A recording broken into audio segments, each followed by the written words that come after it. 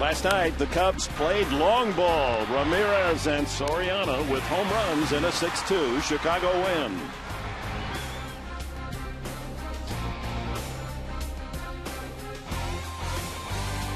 Final game of the season. Plenty to ponder, but always the promise that next year will bring a pennant.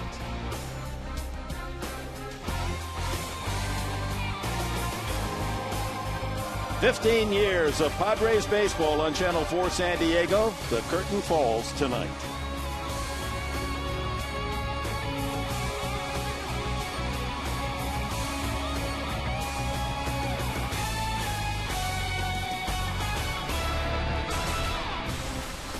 Wasn't it just early April, a couple of days ago, and the season beginning, and here we are on Tony Gwynn Drive, Petco Park, for the finale of this baseball season for the Chicago Cubs and the San Diego Padres. Final game of the three-game series and the last game of 2011. And good evening, everyone, with Mark Grant and Hall of Famer Tony Gwynn, Dick Enberg.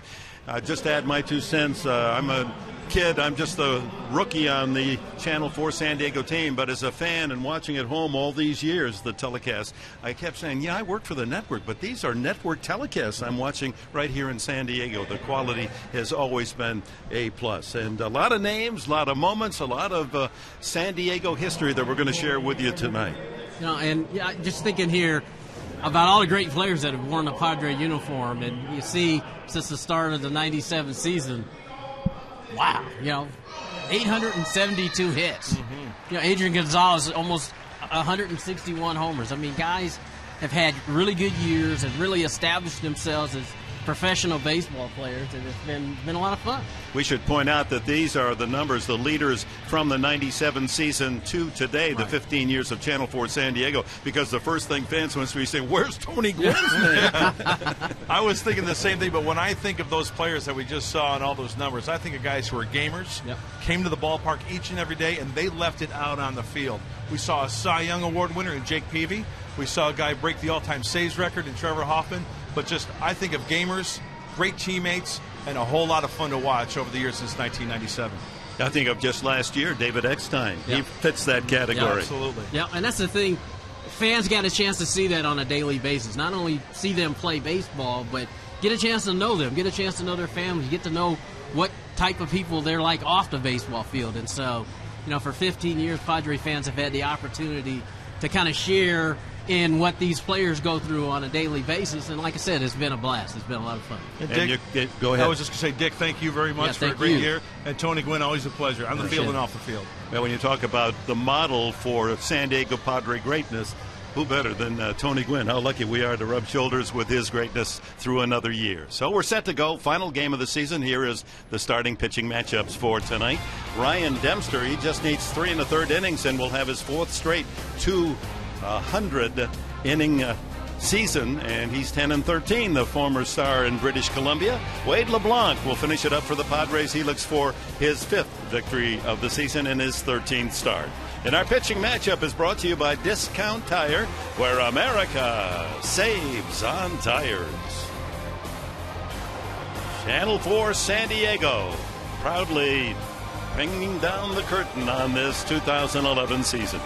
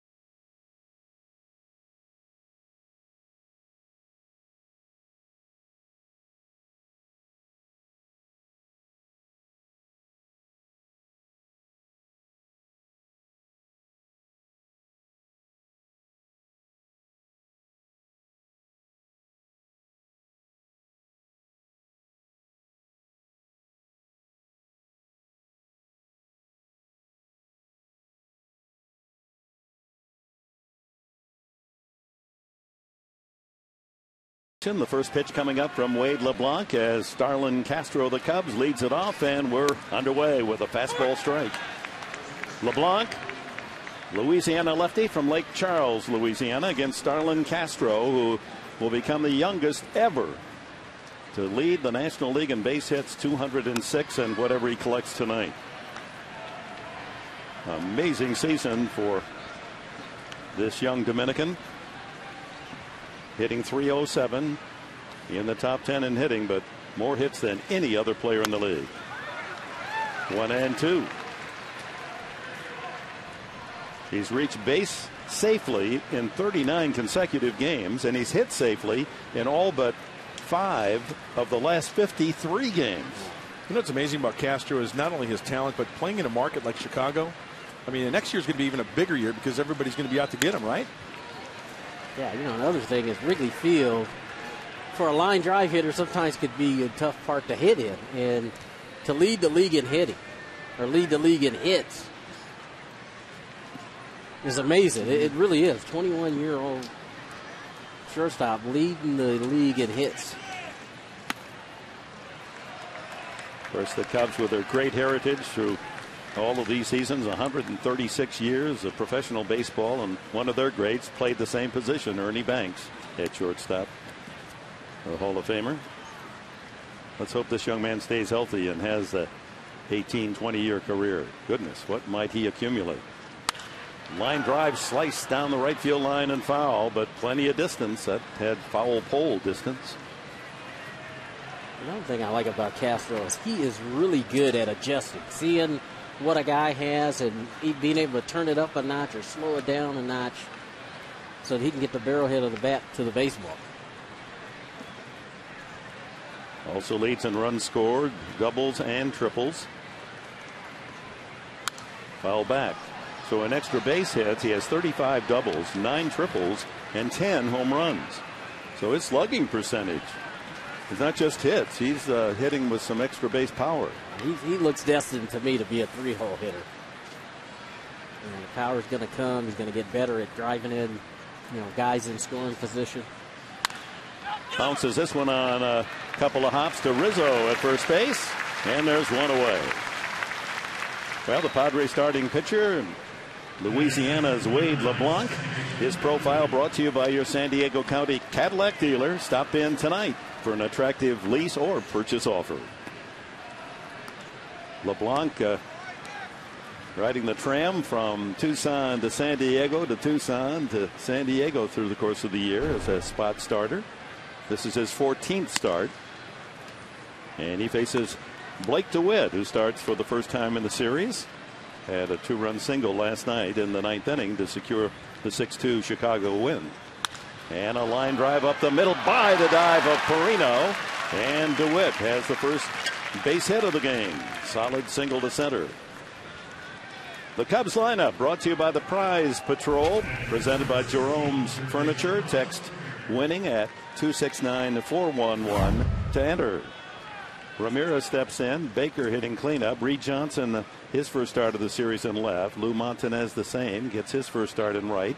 Campana, the speedster, in center. Coy Hill behind the plate, and Dempster on the mound. Ramirez, home run to center field last night to make it 2-1. Coming right at you, T. Thought Perino was going to be able to get to it. He just got past it. Especially after making those plays a few games ago, right? Ramirez with 26 homers. And he rips a base hit to left field. Well, the Cubs come out swinging. Line drive base hits by DeWitt. And now Ramirez. First and second with one out for first baseman Jeff Baker.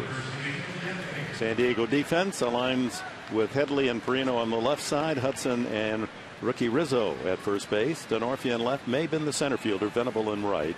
And Hundley behind the plate. Baker batting .273. 3 home runs. Infield squeezes up the middle toward second base, looking for a double play chance. Perino and Hudson up the middle. High fly foul.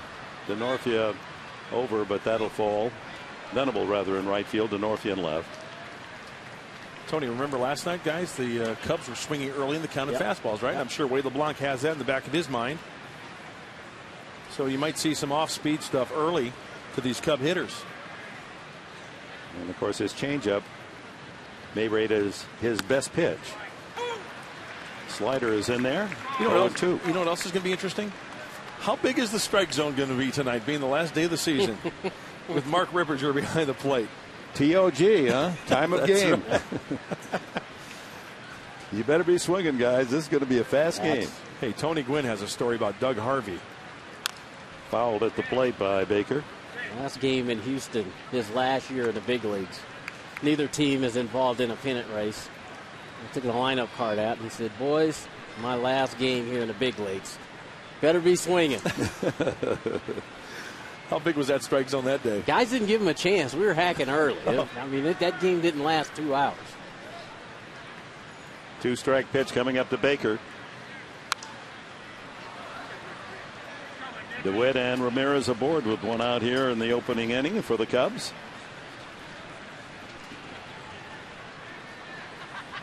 It's amazing how when the strike zone is announced, how everyone adjusts themselves. Maybe that ought to be a pattern in Major League Baseball. Saw fly, and Rizzo eases back toward the line and makes the grab. 2 away. Brings up left fielder Reed Johnson. Wade LeBlanc has really handled himself well this year, going back and forth to Tucson and here, and just, nobody likes to do that. I mean, you like to get settled in, whether it's in the rotation in Tucson or ultimately at the big league level. But I think he has made great strides.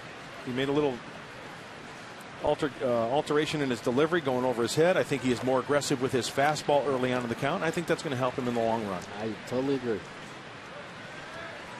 Well, Reed Johnson, reflecting on that frigid 3-game series at Wrigley Field, the Padres and the Cubs back in mid-April. Remember, it was an 11-inning game, April 20th. Cubs won 2-1, and he, on a night where we thought we'd never see a ball hit out of the ballpark. It was so cold, wind blowing in off the lake. Johnson came off the bench and homered in the 11th inning. Luke Gregerson to win the game 2-1. One of only 5 home runs all season for this veteran hitter.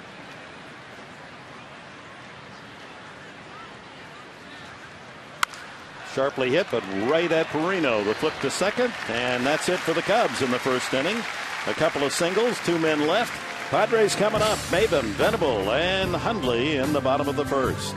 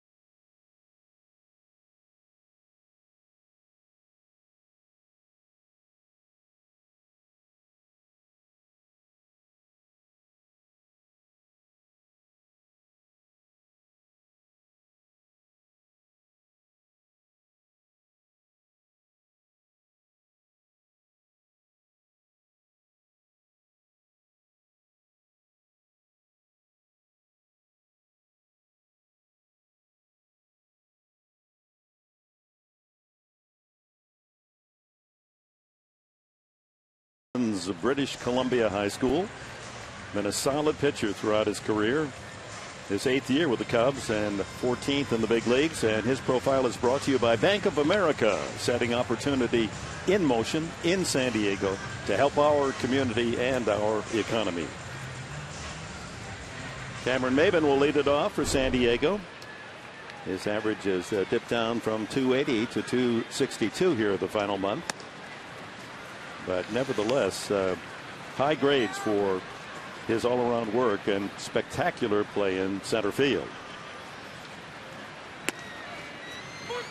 One of the most likable guys on this team, and I can quite honestly say, fellas, we've got a good bunch down there. You talk about helping us out throughout the season with interviews, and it hasn't been the most peachy keen year, but when you've got guys who are willing to give you a quote and talk to you after a game, that's a good bunch down there. It's easy when you're not winning for that clubhouse to get a little sour. Yeah. They don't want to see you. But that has not been the case for us. Tapper back to the mound, and Dempster throws out Maben.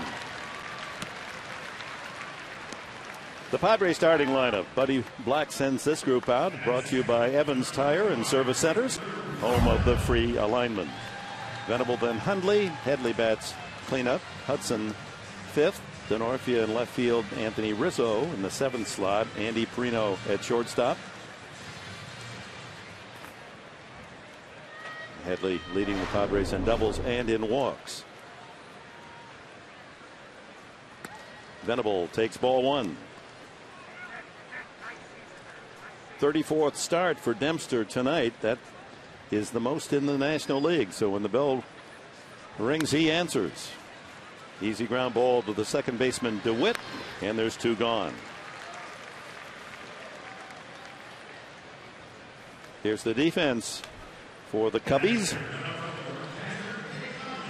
Some new names in there tonight. Ramirez and Castro, of course, have played the entire series. DeWitt and Baker on the right side. Johnson, Campana, and Montanez. All new outfield with Hill behind the plate. See that the Padres look like they've got that patch on their left chest. The shirt's off their back after the game tonight.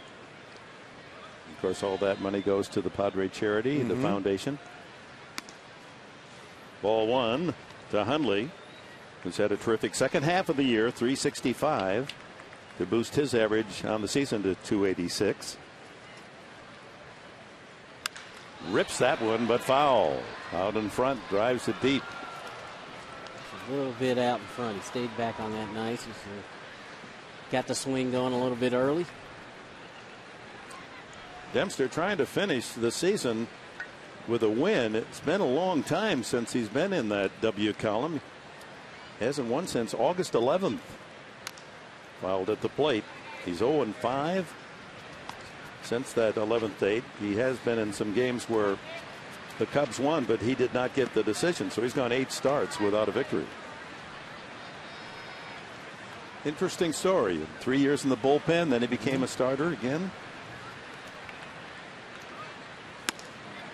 Lays off the fastball. 2-2. Okay, how badly do you want a foul ball? Okay, this one's tumbling down. Hey, look out. Oh. Knocks it right to the man who wasn't really going for it. That's what happens.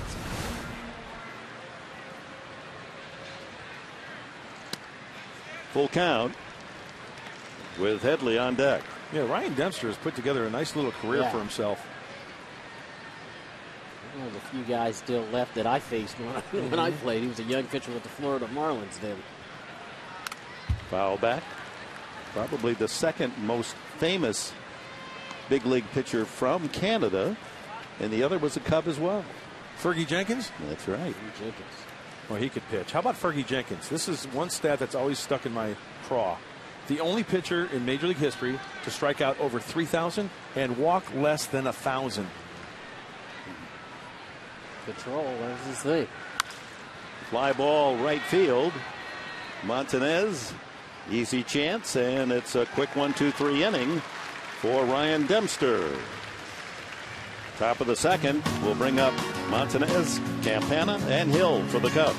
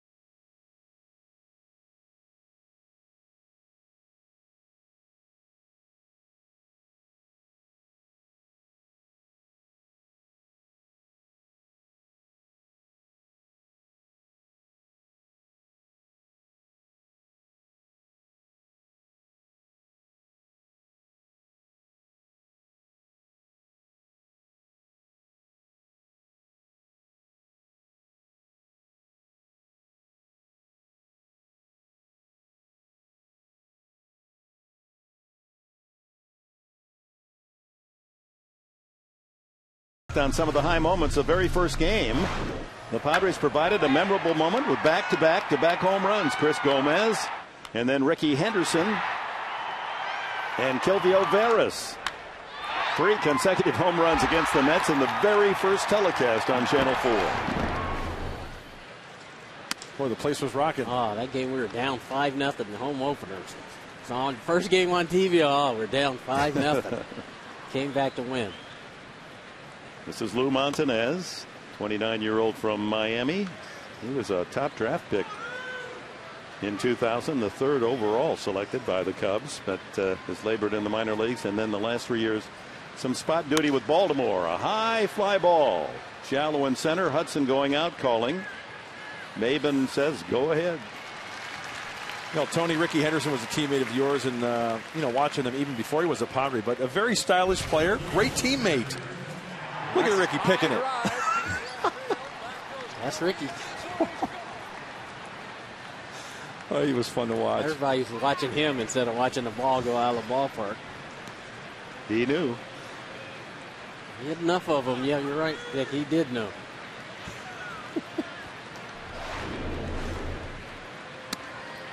What do they say? Attitude is altitude.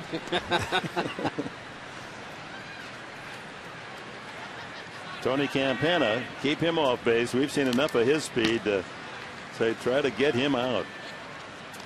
Cobb goes 1-1. He leads the Cubs with 24 steals, and that's been accomplished in just half a season. I think you got to pitch this guy up in the zone. Have him hit it in the air. Get him out in front. And we saw the other night.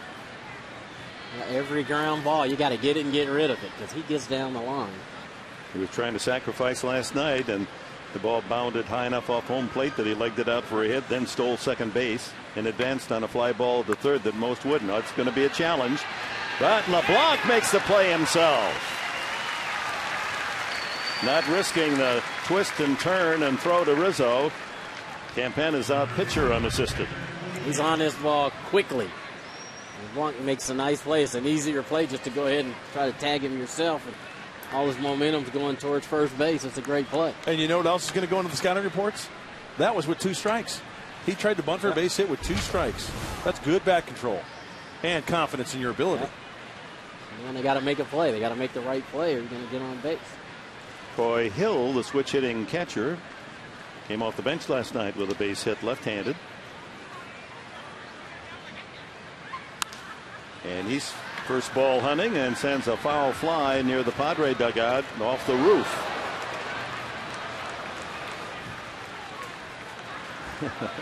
That bounded right over the head of my sister from Pinconning, Michigan. Did it really? Her husband Roger, he was ducking. Come on. That's my sister we're talking about.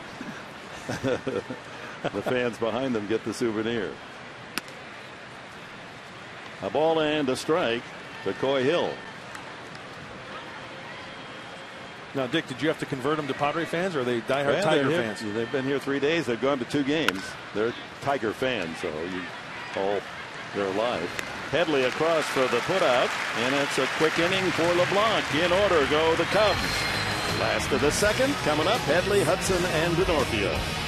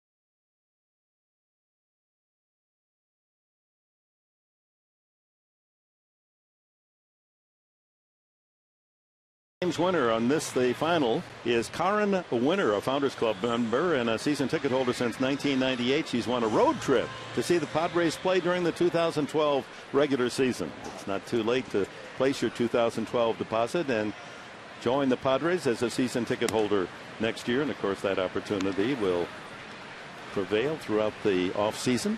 Karen a winner, and she'll always be a winner. That's right. Nice to have a winner on the 15 winners in 15 days.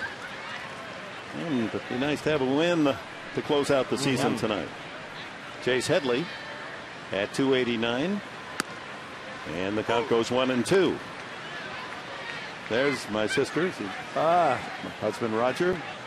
Watch out, you're going to want to stay here.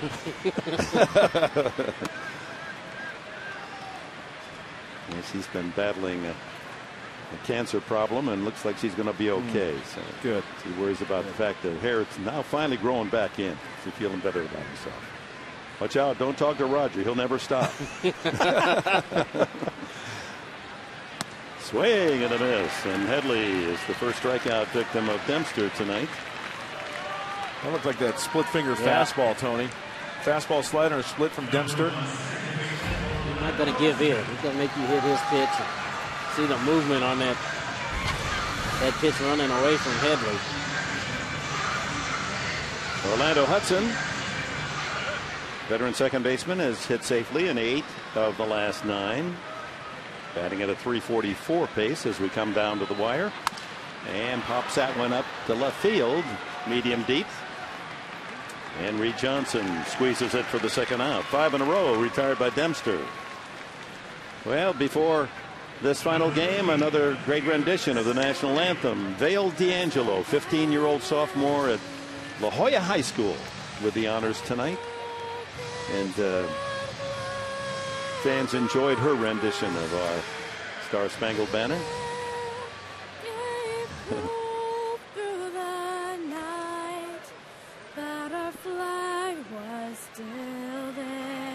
Chris Denorfia, the hitter.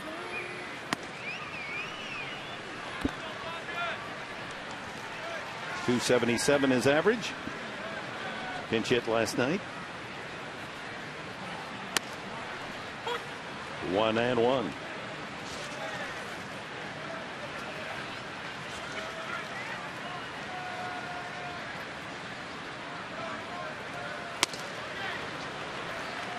He eases that fastball through the swing of Denorfia. 91. There's one of those guys right at the very end as he gets ready to deliver the ball. Well, he does this thing he does with the ball in the glove, but right at the end is where the deception is hard to pick up. High fly ball, fairly deep in left center, but Campana camped under it. 6 up, 6 down, facing Ryan Dempster. We go to the third. No score at Petco Park in San Diego.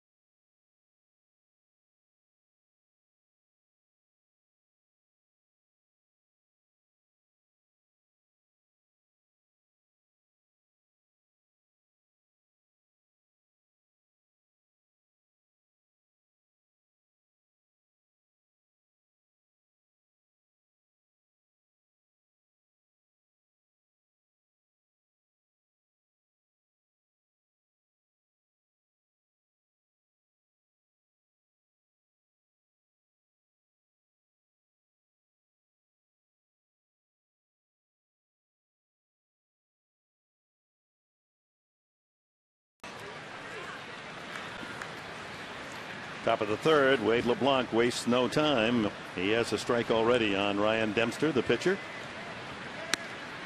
And it's 0-2. Dempster with 5 hits this year.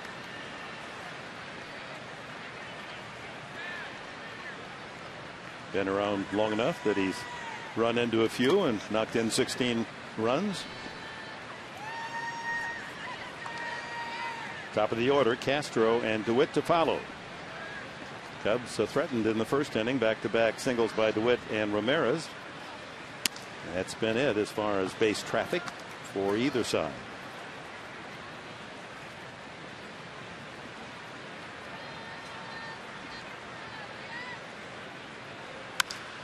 That ball hit pretty well. Nabin has to go back a few steps. And that's 6 straight retired by LeBlanc.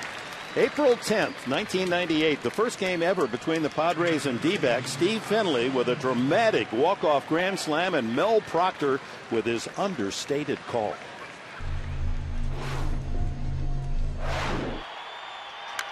A high fly ball to deep right field, way back, goodbye, grand slam, home run, Steve Finley. The Padres win it. And Proctor stripped some gaskets on the way. Ground ball, Castro to short. Perino hurrying and gets the putout as he has to duck away. Ball was up the line, and Rizzo able to snare it. That's the beauty of, there's so many elements about baseball, but folks, I know at home you scream and yell at the tube, and you come out here and you express yourself. Yeah, we care too. Yeah. I mean, it's sometimes I wonder, am I really a mature human being? Am I really what my birth certificate says when I scream and shout like that? But it's natural. Yeah. That's how you feel. Yeah. That's how we felt.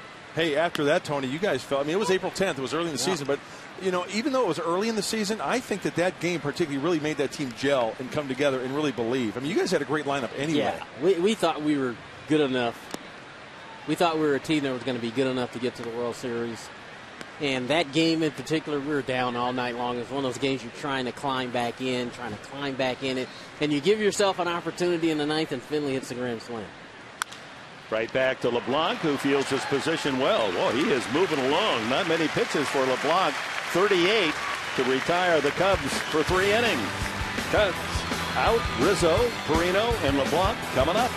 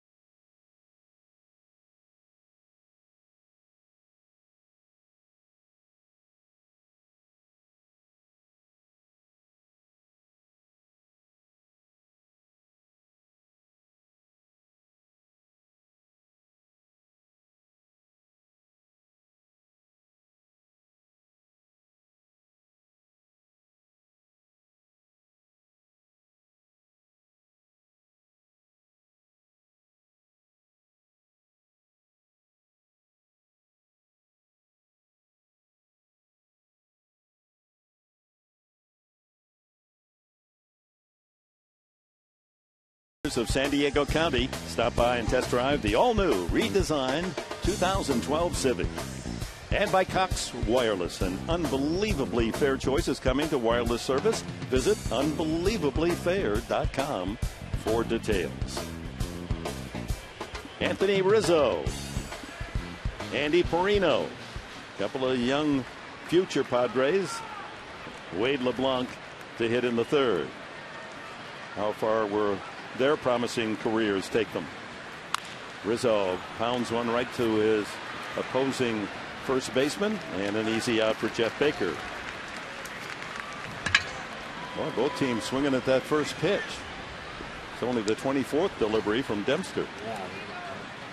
Padres side, Cub hitters swinging at fastballs, and Dempster on the other side not really throwing any fastballs. The guy's trying to be aggressive. Well, I know there's about 10 or 20 Southwest flights at about 9:40 tonight. Some guys may be trying to make that flight. Andy Perino, 7 hits in 40 at-bats. Takes it high, the switch hitting infielder. Tony, earlier we were talking about Ryan Dempster and his glove. He started doing that years ago because he throws a split finger. He thought he was tipping his pitches. Because when he sets up for his split or a changeup, whatever you want to call it, he felt that he was fanning his glove because of his fingers going around the ball. So he just does it every pitch. Fastball, slider, split, doesn't matter. He does it each and every time. Another foul. And that glove may be as big as any pitcher uses. You could put a couple. You could put 3 cantaloupes in that thing. Look at it from. It is wide. Head on. Yeah, from behind home plate. You know, he's got plenty of leather to work with. So he's setting up for the split. Yeah. The rule is 12 3/4. That's, I think, bigger than that. Looks like a hockey goalie's glove. As Perino's caught looking, second strikeout for Dempster. I said 12 3/4, 12 1/4. From thumb to little finger. That's the biggest glove you can have. And that's what Mud's talking about, trying to hide the grip. He gives you that little flip there too. That's kind of distracting for the hitter. You're not expecting to see that. Whoop, whoop. Tony, you would always look at the I never emblem, looked, right? Emblem on the hat. Looked at the logo on their cap. Well, your eyes didn't have very far to go, but LeBlanc, a good hitting pitcher, 7 for 20. Comes out at 350. And a 282 lifetime hitter. 2-1. Padres without a base runner so far, as Dempster has worked quickly through the lineup first time around. 3-1, and that's the first 3-ball count.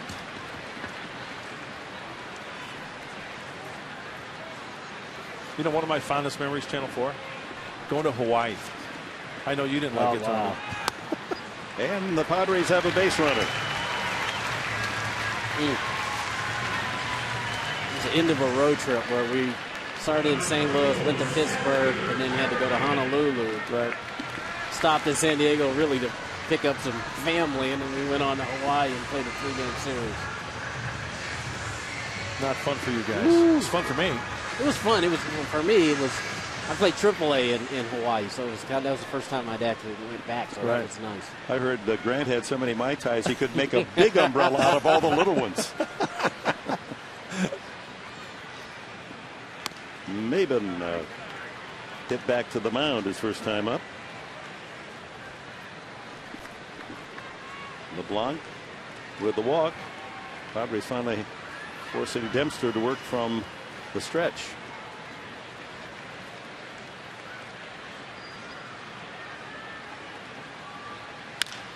Pulled by the third baseman. Ramirez down in the corner. Here comes LeBlanc. He's hustling to third. They're going to try to score him. Oh, he stumbles, but the ball is bobbled by Castro, and he scores. Oh, I thought he was going to do a 2.5 with a half twist there. And Castro, in trying to hurry on the relay, fumbled the ball, and that allowed LeBlanc to come around and score, and the Padres are up 1-0. I thought when he stumbled, he might stop and go back, but he didn't. It was a hard ground ball pass for Ramirez at third. You see Castro got short hopped on the throw. Normally, when you stumble like this,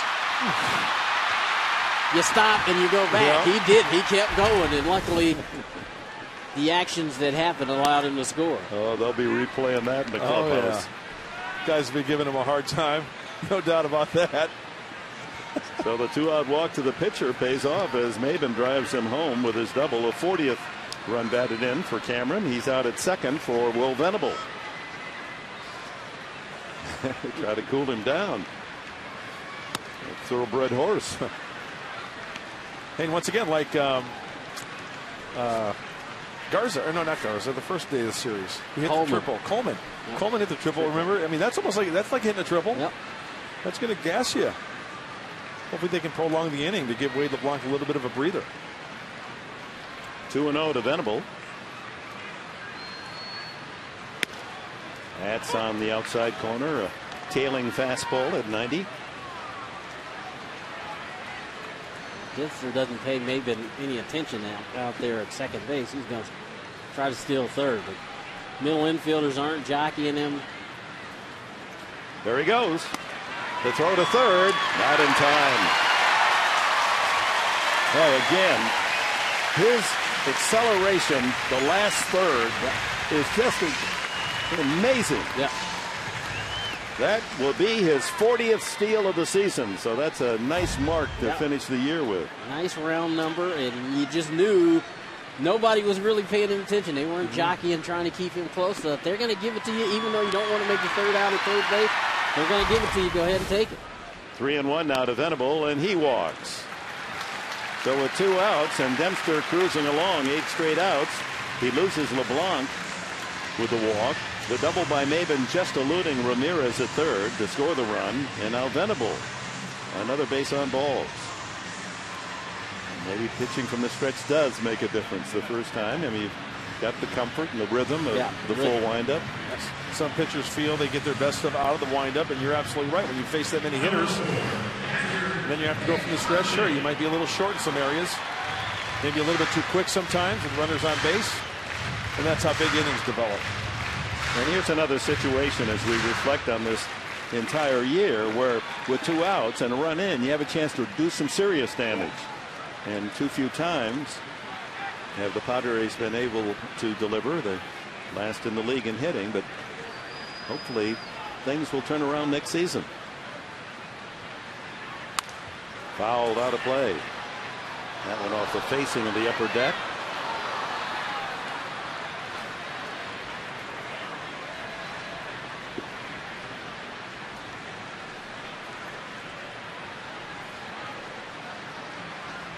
Good speed at the corners. Maben at third, Venable at first.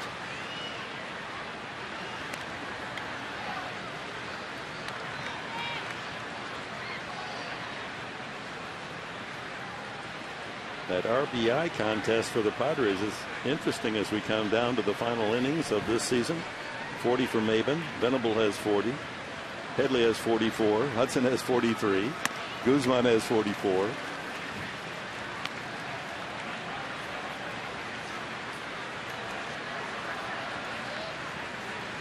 One ball, one strike.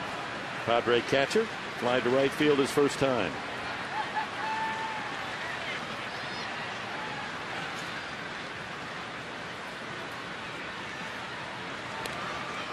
Safe lead for Venable.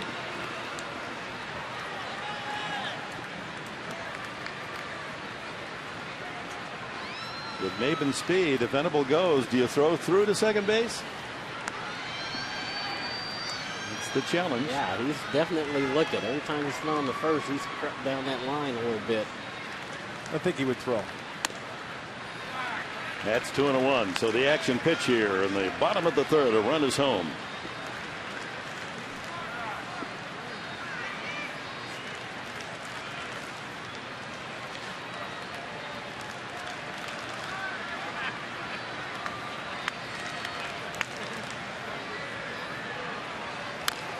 Fouled at the plate, ran into a fan just outside the stadium yesterday. And I said, can I ask you a question? I said, why do you call that 2-1 the action pitch? I said, well, because pitcher wants to throw a strike. The hitter figures he's going to get something to hit. So often there's good action at 2-1. Yeah. Not always. That's the new bobblehead coming up right there. That's quite a creation right there that gentleman has made. 2-2. And the fastball tails inside the two-seamer. Full count now to McCundley. Well, Venable will be off with this pitch. So first baseman Jeff Baker, we'll see if he plays behind the runner. Yes, now he moves behind Venable.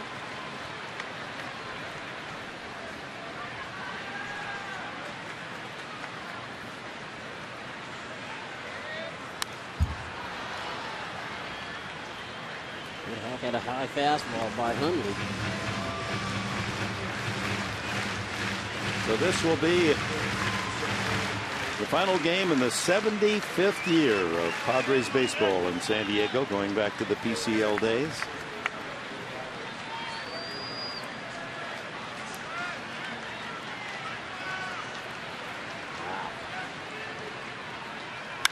Long drive deep to left field. Hundley will touch them all.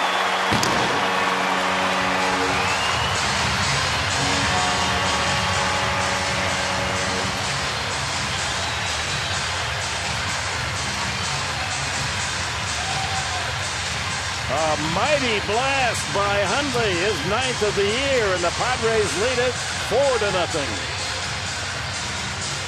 He did not miss it. He got his pitch. As soon as he hit it, he knew he got it.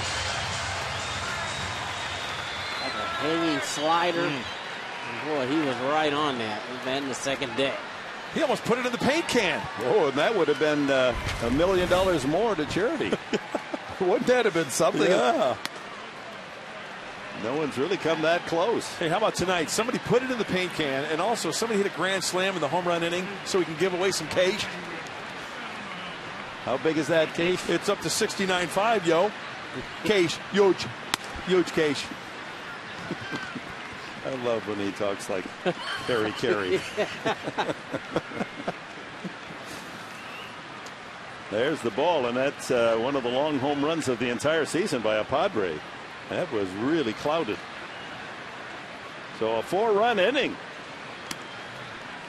Headley he struck out his first time, and it's 3-0 as Dempster, after 8 straight outs, walks LeBlanc, gives up a double to Maven that scores LeBlanc, walks Venable, and now Hundley, 3-run homer, and 3-1 now to Headley. Haven't had many of those 3-run shots this year. They feel rather nice, don't they?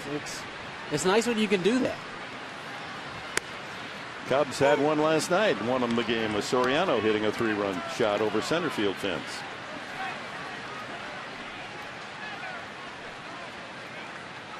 Full count. And he strikes out again. But the Padres do some damage in the 3rd inning. 4 runs on only 2 hits, a double to drive in run, and Hundley's 3-run home run to give the home team a 4-1 lead.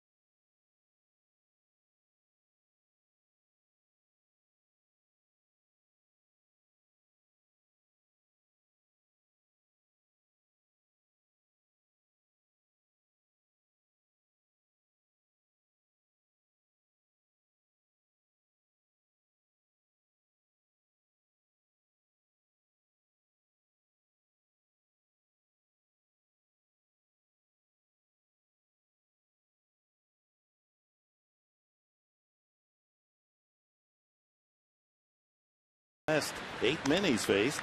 It's Ramirez, who singled sharply to left field his first time. Then Baker and Johnson for Mike Quaddy's Cubs. Foul back. Quaddy, you'll recall last year, was the interim manager, finished out the season when Lou Piniella decided to retire in mid-year. And the Cubs went 37-24, and that earned him. He wasn't the favorite at the time as the interim manager to be re-signed, but he did so well they did sign him to a 2-year deal. 3-1 on the putout of Ramirez, and that's 9 in a row. Well, let's go to tonight's trivia question brought to you by AT&T Wireless. Tonight's question: how close can you come? Can you come within 5? How many Padre games did Channel 4 televise in its very first year 15 years ago, 1997? Can you guess within 5? We'll have the answer bottom of the inning. Did you do all of those, Mark? I did not. I did. Well, don't give any clues here. I'm just gonna. Okay. All right. That's what I did, Tony. I'm writing it down, folks, so you can't see what I'm writing down. Jeff Baker popped to the first baseman the first time. Quite a string of outs here by the Louisiana lefty. 9 in a row. Who were your partners that very first year? Mel Proctor, Rick Sutcliffe. It's great to work with those guys. Sutcliffe has gone on to have a very successful network career. Learned a lot from both those gentlemen, and you know, along the way I did some working with Dennis Morgino and of course Bob Scanlon, Sut, Tony, and of course you, Dick, the last couple of years, and Matt Vescursion. I know I said it in the pregame show, but a big thank you to Dan Novak, who was with Channel 4. He was one of the pioneers to start this whole thing. So I owe him a lot as well. I remember when we started, those games where Mel and Rick would be in the booth, you'd be standing next to the dugout. I'd be sitting there watching you, all nervous and stuff when you first started out. And of course Mark Neely, of course. So great group. I was nervous. I remember. I said, be yourself. Reed Johnson takes a strike. He certainly stands up in the batter's box. String of 9 consecutive outs for LeBlanc ends on the walk to Baker here with 1 out in the 4th inning. Padres lead 4-0. As we reminisce and reflect upon the 15 years of Channel 4 San Diego's coverage of the San Diego Padres.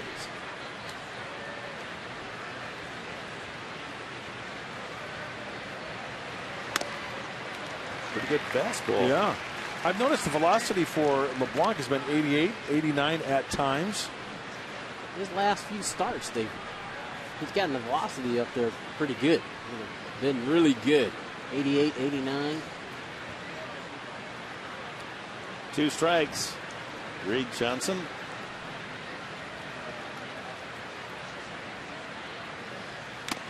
Foul tip, strike 3. Wade LeBlanc's first strikeout. Well, another memory of the 15 years. Greg Vaughn, the only player in Padres history to hit 50 homers. His 50th came in Arizona, September 27th, 1998. Last day of the season. We got to 49 with about 2 weeks to go. He was really trying to hit that 50th. And I think that boosted your ball club into the playoffs as far as the morale of the team, because everybody was pushing for Greg to hit that 50th. Yeah. I mean, winning was the bottom line. Yeah. But I think that game, him hitting that home run the last day of the season, really propelled you guys. We had a lot of guys really pulling for him to get it. Now 2-0 to Montanez. He chokes way up on the handle. I get a kick out of Vaughn circling the bases. He got a couple of the buttons unbuttoned there. Yeah, when you're a home run hitter, you can do that. Yeah. Or if you're going to the Hall of Fame. You didn't like that top button no. tight, did you? 3-0 now to Montanez. Yeah, you can go down an extra buttonhole when you're that big. Folded on the inside. 3-0 and another walk. So, well, we got a late call strike. The walks came around to bite Dempster. in the 4-run third inning for the Padres. 3-1, and a little move over to first. You saw Quaddy, and so to finish the story, he did so well as the interim manager that he was selected to be the full-time skipper this year, a 2-year deal, and now there's talk that maybe this will be 1 and out for him. And there is the walk. So trouble brewing with the wildness from LeBlanc. You know, they've got Randy Bush, who's the interim general manager for the Cubs. They don't even have a full-time general manager yet. So the Cubs are going to have to do a lot during the offseason because Jim Hendry was let go recently. So Randy Bush is filling those shoes right now. Check me if I'm incorrect here, but as we studied the whole situation last year with Quaddy here as a very popular lifetime manager in the system, Ryan Sandberg was the favorite to get the job. The fans and the press wanted Sandberg, but they said, how can we ignore what Quaddy's done with the team in going 37-24 down the stretch? And he's been a faithful employee in the minor league system, you know, and it was really the right thing to do to give him a chance. And Ryan Sandberg at the time was managing in Des Moines, correct? In AAA with the Cubs. When he didn't get the job, then he resigned. Here's the speedy Campana. And he tries to bunt again. That's a foul ball. Hundley pouncing on it. You know what? A good job by home plate umpire Mark Ribberger. And I just noticed it. On that foul ball, he had his mask off. You could see him trying to line up because there's no foul line through the batter's box to the back corner of home plate. So there's fair territory there. So he got himself in a position to where he looked at that ball. It was in foul territory. He immediately called foul ball. That's good hustle by the home plate umpire. That's exactly right. And good hustle by Hundley to try to snare that ball before it did roll foul. That's a strike. Goes with a slider and jumps in front. 0-2. 2 on with walks here. 2 out in the 4th. 2 guys on, 2 outs. You would think Campana's going to try to swing the bat and drive in a run, but with his speed, sometimes it's okay to let that next guy come up there with a chance. Give him a chance to drive in some runs. Fouled out of play. Another aspect of baseball that is to be embraced. It's the fact that you've got big, strong, home run hitting men, and then you've got little guys who can play in the big league. I mean, he looks like he's got a mount at Arlington Park tomorrow. But with his speed, I mean, he can contribute. Yeah. And it gives the little guys the world. People like me a chance. You know, as I grew up dreaming about being a ball player. And maybe I won't be big, but I'll find a way. Fouled at the plate. The little guys deserve a chance, too. And the only thing in today's game, if you're a singles hitter, a guy like Ichiro or Juan Pierre, you got to do a lot of it because the power emphasis is so big now in the game. Just like with pitchers, the power pitcher on the mound. And so if you're a little guy, you got to make sure that you get on base. You got to do everything you can to maximize what you can bring to the team. And Campana, we've seen already, he can run. He's a good defender. He is not afraid. And he knows what he does well, and that's put the ball on the ground and run. Takes inside 1-2. And when you describe that little guy doing all the right things, David Eckstein's, and he even looks a little like David, doesn't he? Yes, he does. Eckstein, not strong, not fast, but just knew how to play and found ways to help his team win. Runners go, and a ground ball to right side. Rizzo stabs it. Here comes the play to the plate, and it's too late. It's 4-1. So there again, the speed of Campana, despite the fact Rizzo made a terrific play, Campana was going to beat LeBlanc to the bag at first base. And then a little hesitation by Rizzo, and by the time he straightened and threw to home plate, it was too late to get Baker. You know, guys, we have the luxury of seeing down on the field. No chance of getting Campana. If Anthony Rizzo initially thought about going home plate, he would have had him. He would have had more time to make a more accurate throw. Good attempt by Anthony, but just rushed it a little bit on the foul side. Yep. It's a good description because LeBlanc broke for the bag late, and he wasn't going to get him anyway. And if Rizzo would have gotten up and looked towards home, even if he makes a better throw to home plate, they're going to get Baker coming around. But the throw was on the wrong side of home plate. But the other side of that coin is if Rizzo doesn't make that stop, gets down in the corner and another run is scored, and Campana's standing on third. Exactly right. So he saved a run. Swing and a miss at the change. Coy Hill, the catcher. So a couple of walks and an infield hit. And the Cubs have their first run. What a nice play by Anthony, laying out. Yeah. So you need to limit the damage here. If you're LeBlanc, you got to make a pitch and get an out here.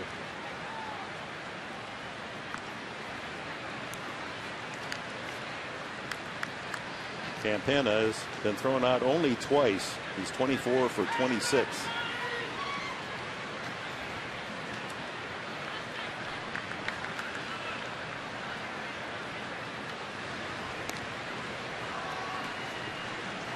Of course, he studied all the video of the moves of LeBlanc, who has a real good one.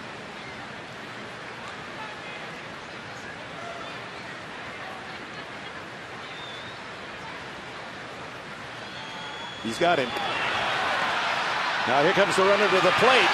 Now they got him in the rundown. He's the one you want to get.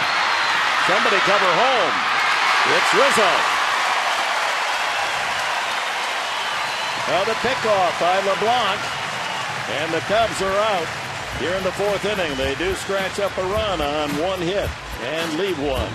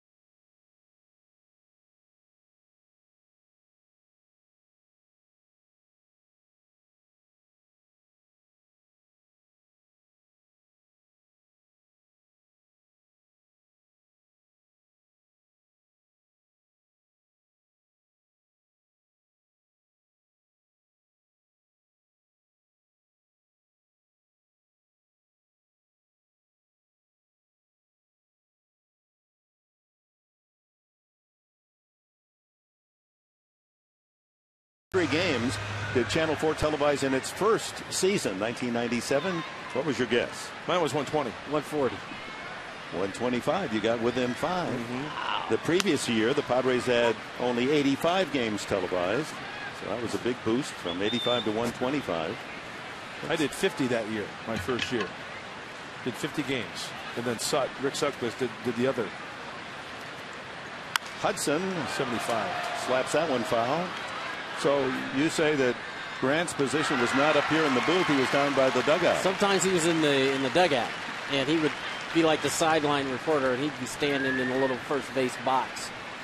And I used to sit at the end of the bench, and I'd see him in there. And before they came to him, he was always fiddling around with his tie, sweating bullets. Yeah, a little Got bit. that towel mopping. He had hair. He had a little bit of hair then. Oh. Hey, I love those dugouts. Great accessibility to the players. You know, going up and down the tunnel there, and the guys were always great. I thought the guys really did a great job of helping.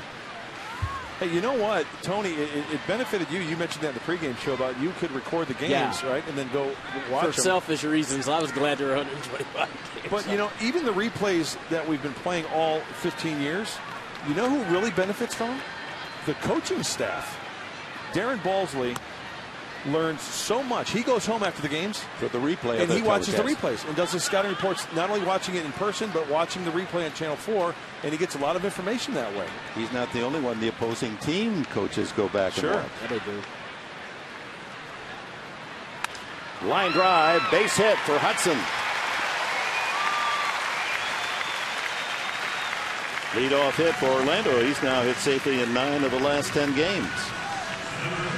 By the way, if you're keeping score and that rundown to end the top half of the inning, it went 1-3, 6-2, 5-3. There's no area code with it.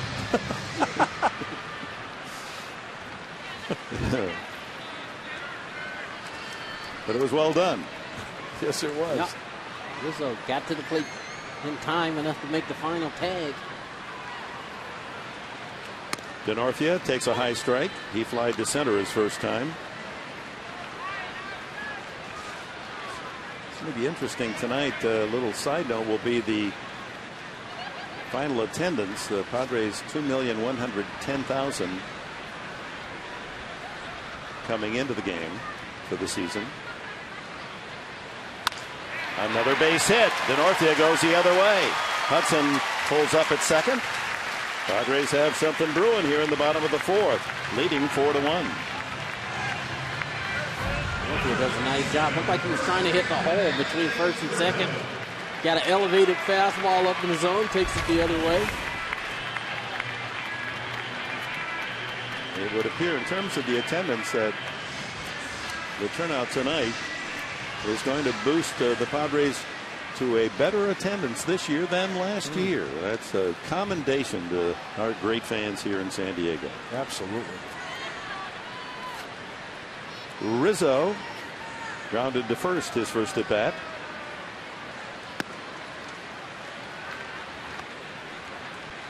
And he will play some winter ball and try to redefine that swing. The power's all in there. Matter of tightening up the swing. Just off the inside corner. I think the thing he's going to work on when he gets the winter ball is shortening the stroke.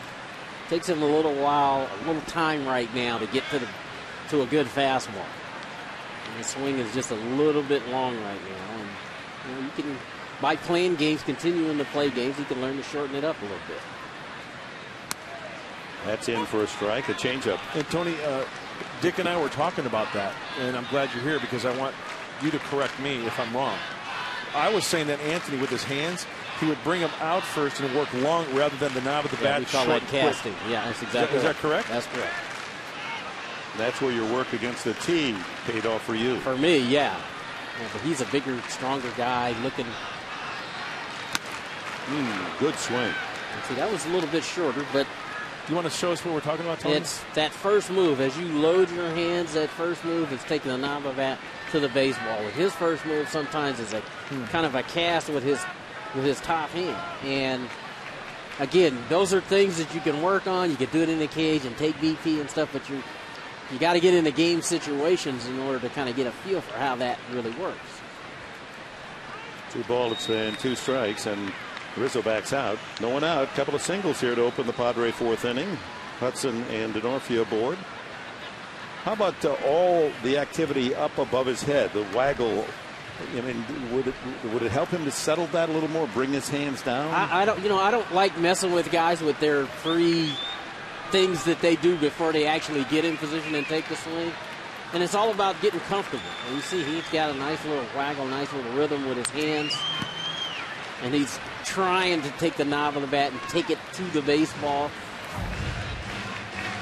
See, as he loads his hands, and that first move, and that's a little bit better, but that first move is still not taking the knob of the bat and bringing it to the baseball. It's a fine line, isn't it? And it is. And it's one that you think sometimes you're doing it right, but you come back and you look at videos, and sometimes you see it's a little bit long. Dictated by the bottom hand? Bottom hand. Yeah, that's one of the great conversations with Ted Williams that I had. I asked him that exact same question, is that he was busting my chops for not hitting with any power. And I asked him, I said, well, how do generally, he said you take the knob of the bat. Guys think you got to throw the barrel, and really it's taking the knob of the bat to the baseball, and the barrel will follow. That's really interesting. That's really a good little point. That ball is hit a long way, but foul. That shows you the power of the man way out there. That, you think about getting that sweet part of the bat on the ball, right, but it doesn't get there unless that knob of the bat leads to the way. Huh? That's exactly right. And see, that's a little bit better, but as the bat comes through, that top hand snaps over. And Ted used to talk about keeping your top hand, the palm of your hands pointed up towards the sky. And that was the thing that I really thought about after that first conversation we had. You look at still shots of all the great hitters. All the great hitters. And the palm on the top hand is up. Always towards the sky. Always towards the sky. So if we could freeze this at contact. See his palm? One more frame. See where his palm is? Yep. That's pretty good position right there. And it's timing. It's learning to where to have your hand position as that ball is crossed, getting into the hitting zone. And sometimes it takes him a little bit too long to get those hands in the zone the right way. And you got to play games. That's how you get better at it. It's not so much in the cage and batting practice. Yeah, it's a good at bat. He works Dempster for a walk, and the bases are loaded. Third walk from the veteran right-hander. Hudson to third, Denorfia to second. And Rizzo joins them, a Padre at every pillow. Mark Riggins, the pitching coach, out to have a chat because a little action going on here for San Diego with nobody out. And a little beehive working in that Cubs bullpen, taking the jackets off. Ramon Ortiz first up. Well, talking about hitting with power. We've got Tony Gwynn in action, hitting not one but 2 home runs in a game. Guess who's pitching? Mr. Dempster on that first one. Oh, my goodness. On that first one, it was a pitch that was elevated. See how quickly you got to that baseball and got on top of it to line it? I like to give Ted a lot of credit because he really helped me understand how I could drive the ball a lot better. Because before I was, we were talking about Campana, I was a guy that put the bat on the ball and see where this pitch is. It's in, but the top hand, the palm is up. That's what allows my barrel to get there a whole lot quicker without having to always look for the ball. Sounds like a song. Lead the knob and the head will follow. I sing it at San Diego State every day. Bases loaded. And Andy Perino, the rookie shortstop, who struck out the first time, works the count to 2-0. Boy, this is a game, folks. If you've got young kids that are baseball fans and players, you got to tape and save this. Tony Gwynn has just given a terrific hitting lesson in this inning. And really wonderful stuff. Now, whether you can do it, that's the hard part, is doing it. Yeah. But at least if you have an idea that that's what you want to do. Ground ball could be 2, but it'll score. Oh, no, Castro bobbles the ball. And the team that has committed more errors than anyone in the National League has another. It's 5-1 as Hudson comes in to score. Give Perino an RBI and safe on the air, and still no one out. I'm not going to make any excuses for Castro, but this ball is kind of cued to him, and it's a ball that should have been handled, but it had a funny kind of spin on it. See, it hits him in the palm of the glove, and Padres score a run and continue to have the bases loaded. And the pitcher LeBlanc, who walked with 2 outs in the last inning, and that led to a 4-run frame. Hudson scores, Denorfia to third, Rizzo at second, and Perino at first. Hudson and hitting coach Randy Reddy. Swing and a foul tip. 2 strikes. LeBlanc trying to help himself. Padres get back the run scored by the Cubs in the top half of the inning.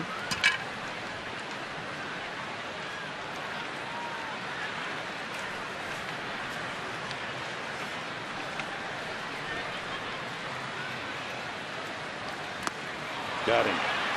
Tied him up inside with a slider. 1 away.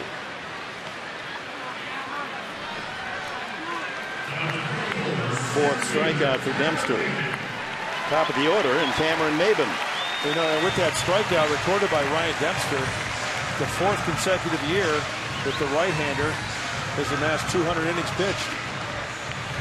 Well, let's see. This isn't that home run inning, is it? It's not. It's the 5th. Oh, my. Chance here, bases loaded, and maybe make a quick call to the sponsors there. Maybe they make an adjustment. It is the last game of the season. Ball 1.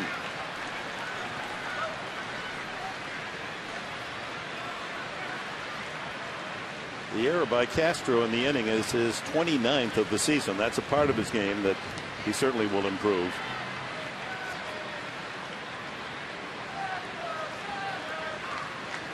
One out, bases full. Maven drove in a run with a double into the left field corner past the diving third baseman Ramirez his last time up. Right back to the mound. 1, 2, 3, a double play. Golden opportunity, and it provides only 1 run on 2 hits and an error. It's 5-1 after 4.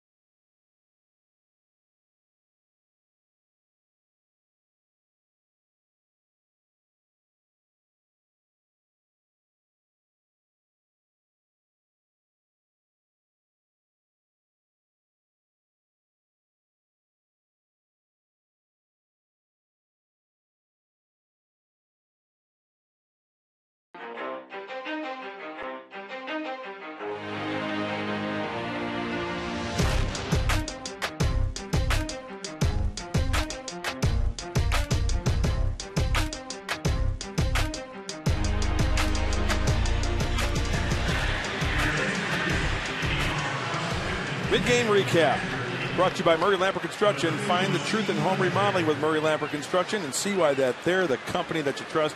More information, get online at murraylamper.com. And I want to say a big thank you to my good friend Greg Cantor at Murray Lamper Construction for his support in Padre baseball all these years on Channel 4. Thank you, Greg. You're a good man. LeBlanc back with a 4-run advantage. Alberto Gonzalez in relief for Orlando Hudson. Takes over at second base. Steve Clevenger, he is the pinch hitter. Young catcher batting for Coy Hill. One at bat, grounded to third. Coy Hill.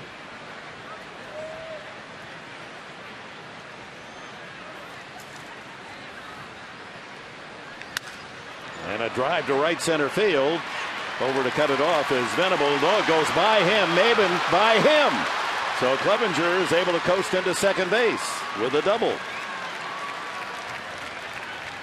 Not the best played ball in the outfield, and Clevenger happily will accept a double.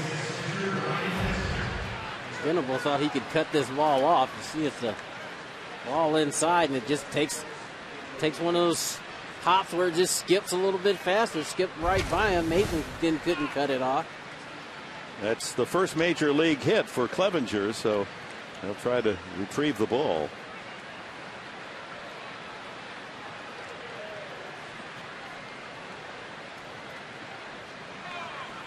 Well, a memorable night for the young man. Baltimore and southeastern Louisiana. Good looking bunt by Dempster. Hundley throws him out. To third goes Clevenger.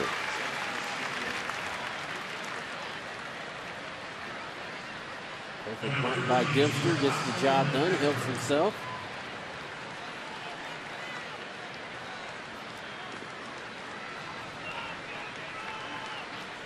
If you're keeping score, the run scored by the Padres in the 4th inning, even though it came home on an error, is an earned run off Dempster. Chance to cut into the 5-1 advantage. Castro and then Blake DeWitt against LeBlanc. Castro is grounded to first and grounded to short. Trying to keep that string alive of reaching base safely. It would be 40 consecutive games.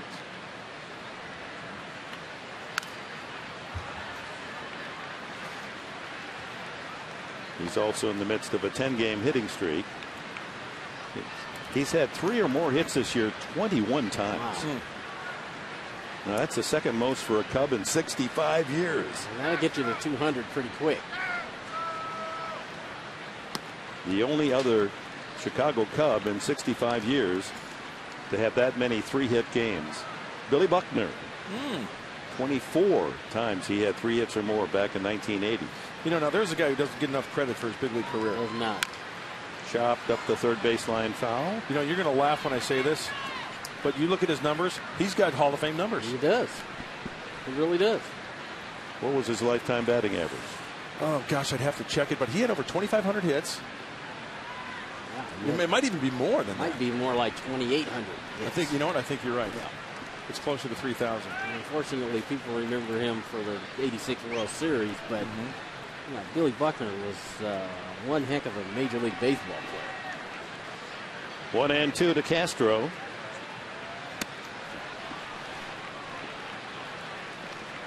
Clevenger at third with 1 out here in the Cubs' 5th inning. Well, we got the numbers, Dick. 289 career hitter, 2,715 hits, and 1,208 RBIs. Yeah, that's not going to make it to Cooperstown. No. Yeah. Outside just a bit.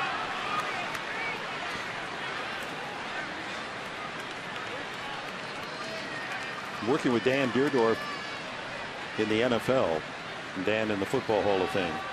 He had an interesting philosophy because they Hall of Famers have a chance to vote for Canton, Ohio, for the pro football. Out of play. Do you get a vote for the? No. And his philosophy, and I think it's a pretty good one, is: were you the best player at your position in your era? You know, it says, so if I'm voting for an offensive tackle, is he regarded as the best tackle for the last 10, 12 years? Then you say, okay, I can check the mark for yes. Was Buckner the best first baseman in his era? Right. You could probably name 4 or 5 guys. He started out as an outfield and finished up at first. Drive to right field, charging is Venable, makes the catch. Here comes nope, does not. Got away, had it for a while, and now they're going to say on the transfer he dropped it. The run scores. Castro is out, so his hitting streak is still in doubt, but it's a 5-2 game. Venable, a late break on it, and then the dive. See, he clearly makes the catch, and as he's trying to go in his glove to make the throw, he doesn't get his hand on that ball, and it gets away from him. And young outfielders, remember this rule: when you make a diving catch like that, before you make the throw, you got to reach in and grab the ball. You got to reach in. It sounds corny, but you got to reach in and grab the ball. A lot of outfielders like to flip that glove and flip the ball in their hand. And you got to reach in and you got to grab the ball. Now take a look. He's going to dive. He's going to lay out and make the catch. And as he's getting up, you have to reach in your glove and grab the ball. Right. And he tries to reach in and kind of flip the ball into his hand. Just that little 2 feet, you know, to secure that ball in your hand and come up firing. It was going to be a tough play. It was going to be a tough play to throw him out at the plate. Meanwhile, Castro, 66 RBIs. And the misplay in the outfield of Clevenger's ball that allowed him to go to second. And the sacrifice gets him in position to come home on a sacrifice fly. Well, down to the final game of the season, and of course both the American League and the National League wild card situation in doubt based on play today and tonight, and it's still in doubt. Filed at the plate by Blake DeWitt, who has a single and 2 at bats. Tampa Bay down 7-0 in the 8th inning. Boston up by 1 in Baltimore. Meanwhile, on the National League side, Philadelphia and Atlanta are tied at 3. Line drive, left center. That's going to make it up the alley. Off the auxiliary scoreboard, and Blake DeWitt pulls up at second base with a solid double. He's 2 for 3 tonight. So here's the National League situation. Philadelphia, Atlanta tied. St. Louis with a healthy lead at Houston.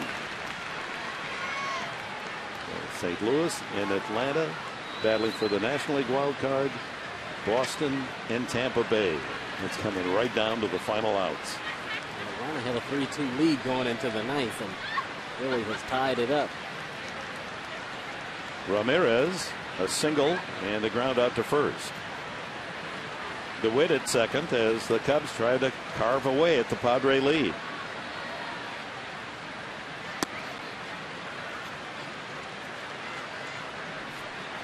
Two runs, 5 hits for the visitors.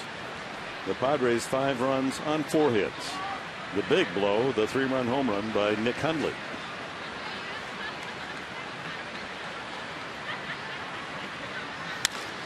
Line to left. Caught by Denorfia. And the inning comes to an end. And Denorfia's play denies the Cubs another run. Well done. Halfway mark in this one. 4.5 in the books. Padres by 3.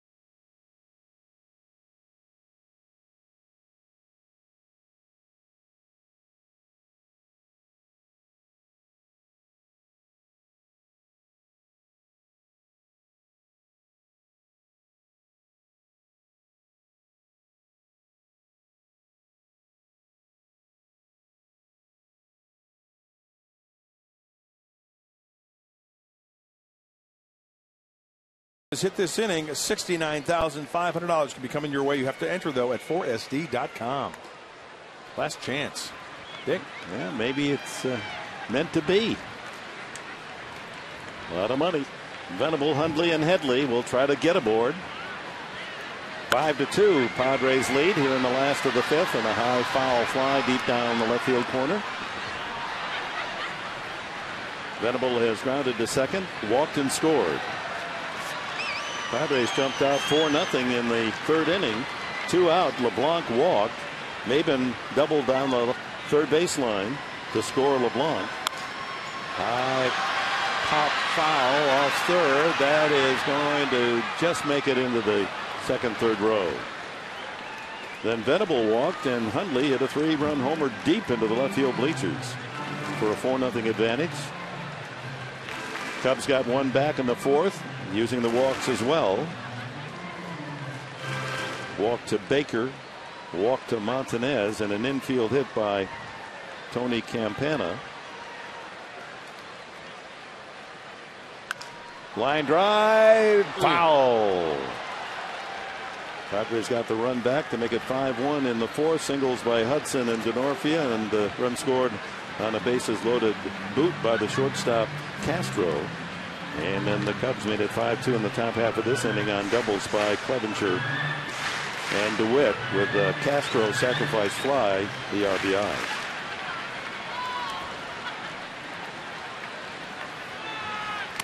Struck him out. A high slider. That is the 5th strikeout for Dempster. August 7th, 2009. Everett Cabrera hit 2 home runs all season, but the second was special. A walk-off grand slam against Francisco Rodriguez of the Mets in a Padres 6-2 win. Only 2 all season long, and Cabrera made that one really count. Now that walk-off home run, that's like hitting a 3 right at the buzzer. Yeah. And since this is the home run inning, right, we need a grand slam. That's our grand slam. We ought to take that to the judge and jury.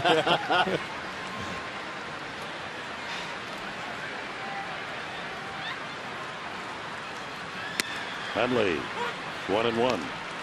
Fly to right, and then hit that big home run to drive in 3 in the 3rd. 9th of the season. That ties him with Maben of the current Padres. Going for another. Was measured at 403 feet. I thought it was longer. He's really swinging bat good since he's come back. Hopefully this is something he can carry with him into next year. Since coming back from the injury list, hitting .365 and 1 for 2 tonight with 6 homers and 14 RBIs. You get that kind of punch from your catcher, that would bode well.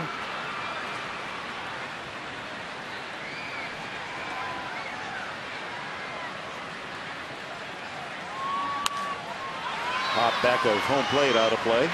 He got a hanging slider there. It was like the one he hit out of the ballpark.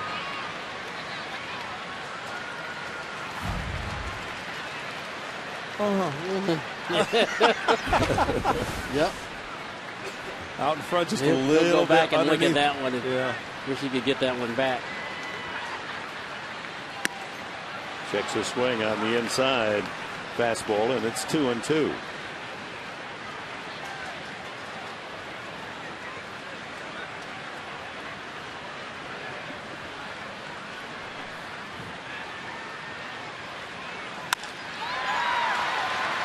Falling into center field, but Campana, he's going to outrun most of those. 2 away. Chase Headley up twice. Dempster has punched him out both times.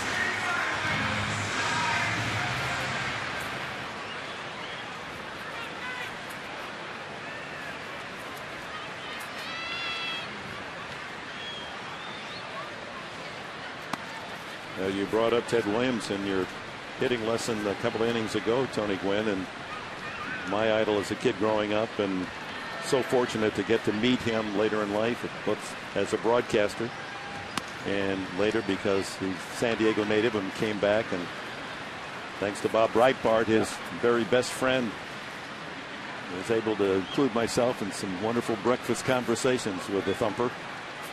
And we would be remiss. Ground ball sharply and into right field. Headley with a base hit. With 2 outs here in the 5th inning. That on this day, and it's one of the great days in baseball history, September 28th, Ted Williams hitting .399, .555. That squares off at 400. Had a choice. He could not play in a doubleheader at Philadelphia and hit 400, or he could play. And he went 6 for 8 and hit 406. Yeah. I asked him about that, and I asked him, how were you asked if he wanted to play that day? And the manager asked him if he wanted to play in typical Ted Williams fashion. You can't say anything. I know, I can't even say it. I mean, would there ever have been a doubt? No. In fact, cleaning up the quote, he said, if I'm going to be a 400 hitter, I want more than my toenails on the line. So you can fill in the blanks. Oh, absolutely. And it was, and you know what?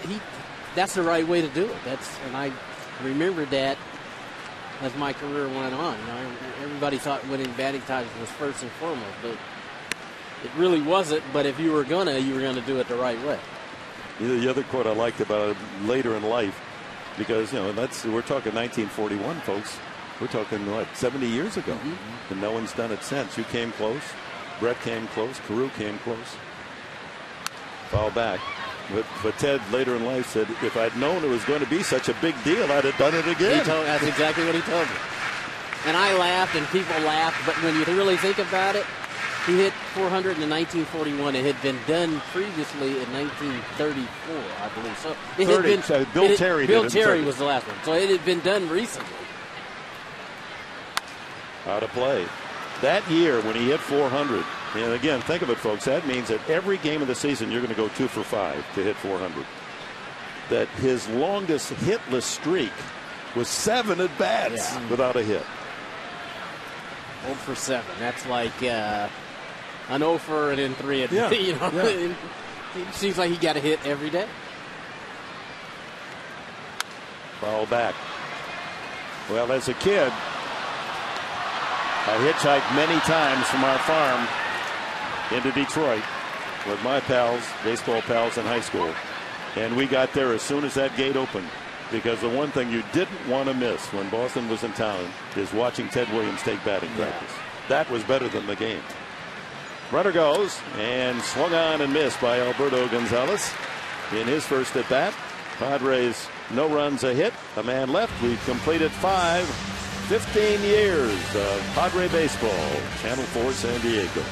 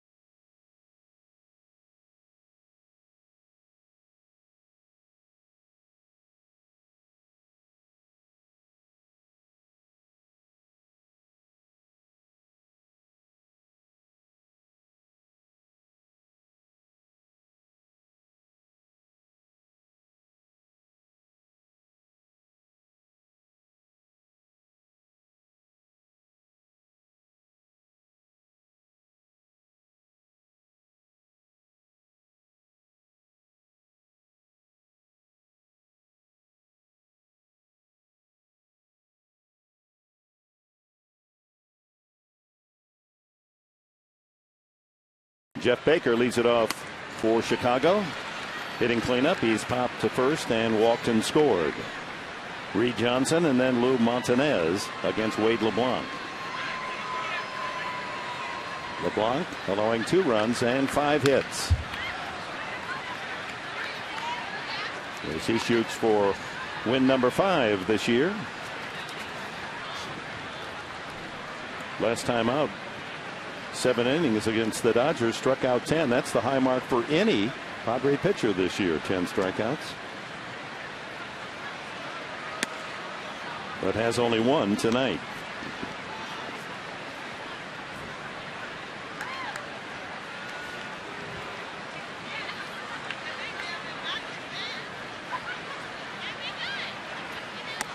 Struck him out on the high changeup.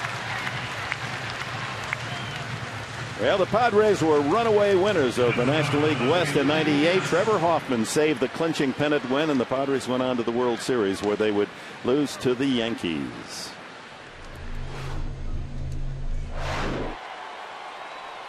Struck him out, and the Padres have done it.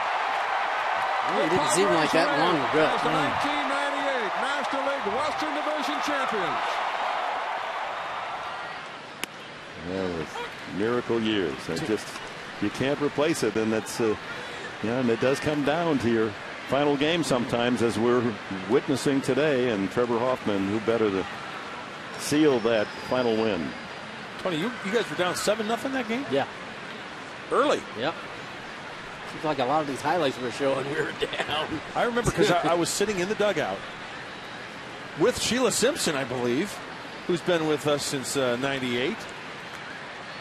And I remember saying in my pre-fade, I could talk into the mic to the guys in the truck, because everybody did, the anticipation was just going. They wanted to clinch it that night. And I said, hey, can we just all go home and try this again tomorrow? You know, I was cashing it in. I'll admit it. And you guys just came through and made it an exciting night. 2 strikes on Reed Johnson.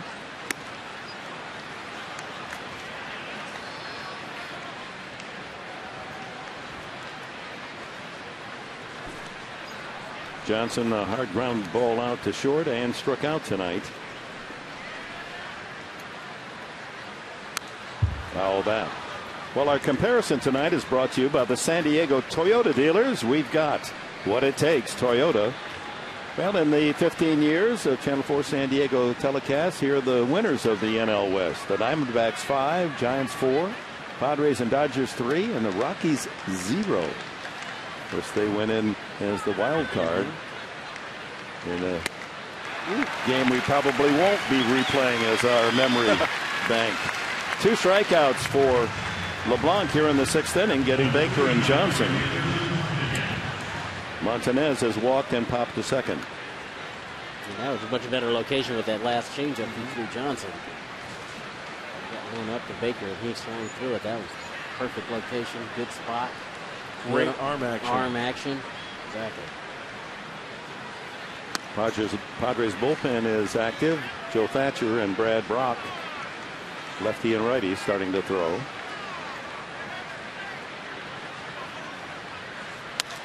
High fly ball, right field, shallow. Venable. 1, 2, 3. The Cubs go against LeBlanc in the 6th inning. Middle of the 6th. Padres 5, Chicago 2.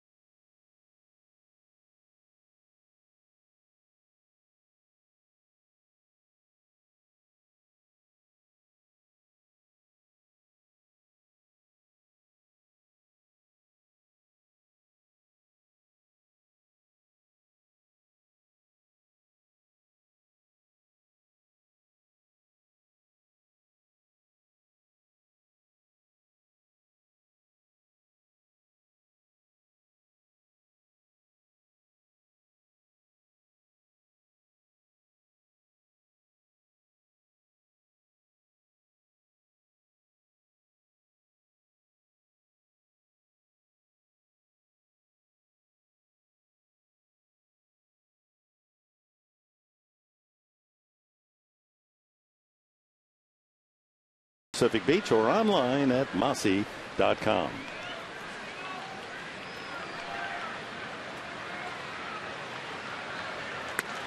Brian Dempster goes to work here in the bottom of the 6th inning. Denorfia singled in 2 at-bats, and LeBlanc and Black in conversation. Perhaps LeBlanc's work complete. DJ LeMahieu takes over for Ramirez at third base for Chicago.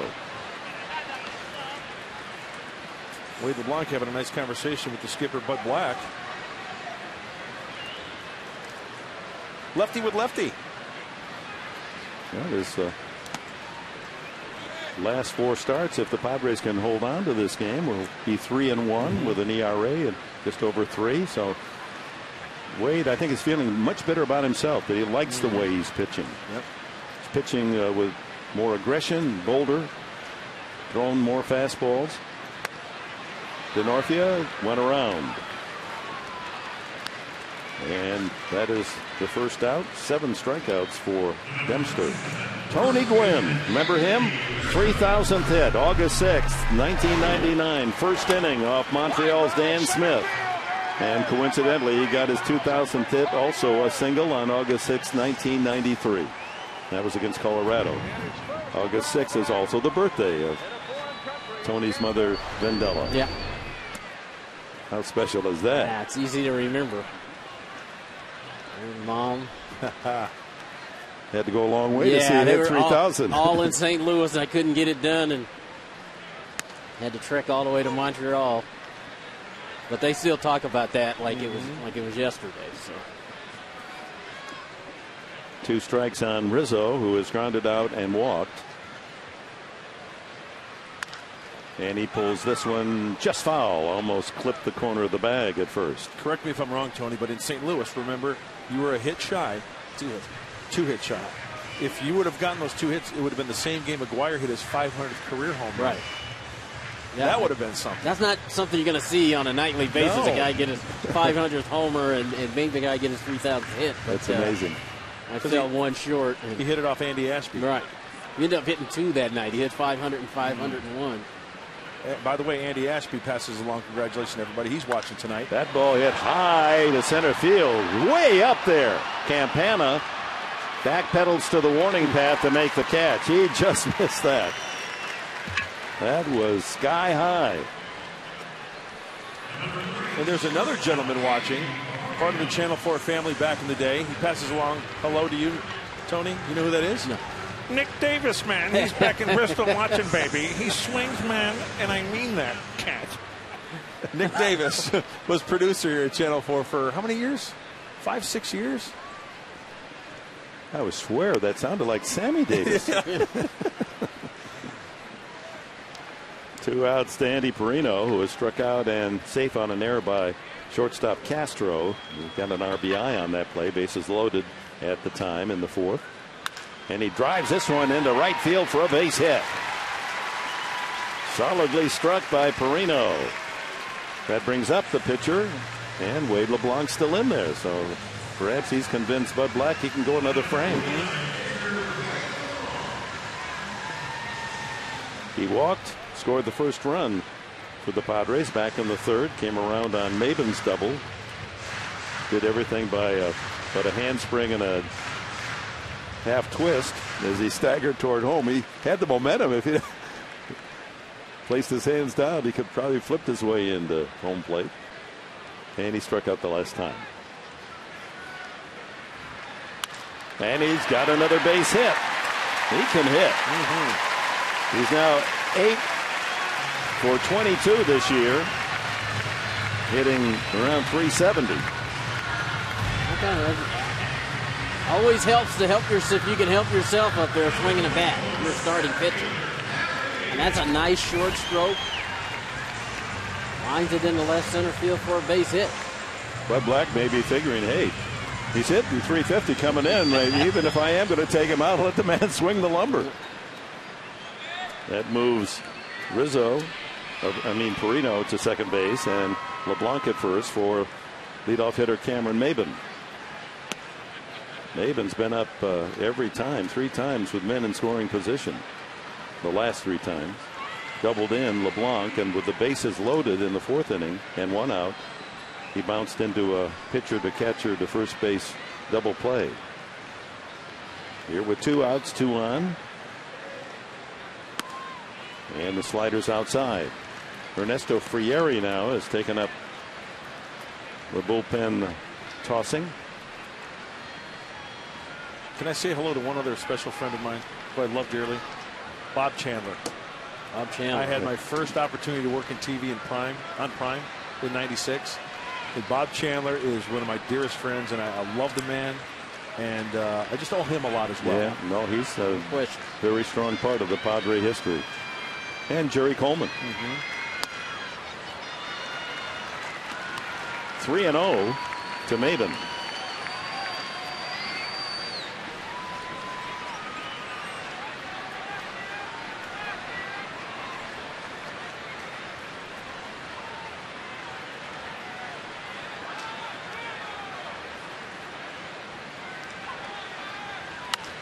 Ooh, green light at 3-0, and he fouls it back at home.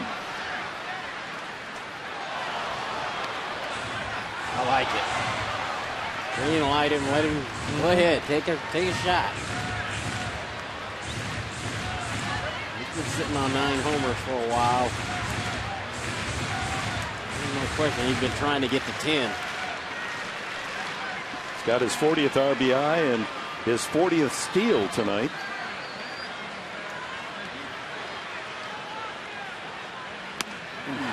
Three and 2. Slider.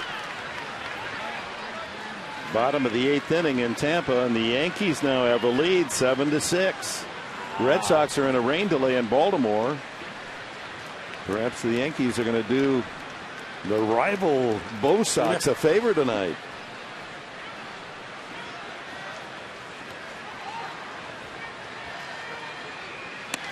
Inside, and the bases are loaded.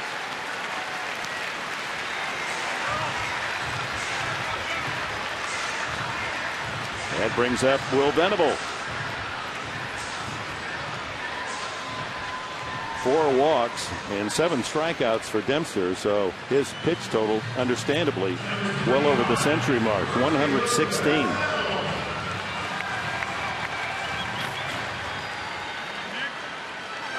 Venable is grounded to second, walked and scored. He came in on the 3-run homer by Nick Hundley in the 3rd, and he struck out. You know, we know Will's strength is the ball down, middle, and maybe a little bit away. If he can get a pitch like that from Dempster away and take it to right or left center field, rather, he can do some serious damage here rather than trying to pull the ball like he did his first at bat, grounding to second base. Fastball high, ball 1. Well, the Padres have had the bases loaded 3 different innings tonight. Talked about it here this homestand. They've had opportunities where even when they put runs on the board, they've had a chance to blow the game wide open and make it a little bit easier for themselves. And he chases the breaking ball, split fingered down in the dirt. That's a tough one to lay off.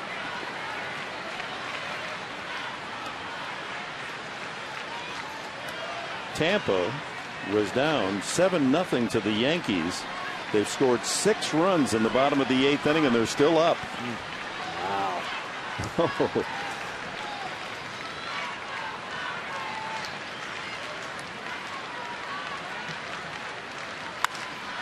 There's the ball to left center field. A long run for Campana, and it is gone. A grand slam. Touch 'em all and touch 'em all.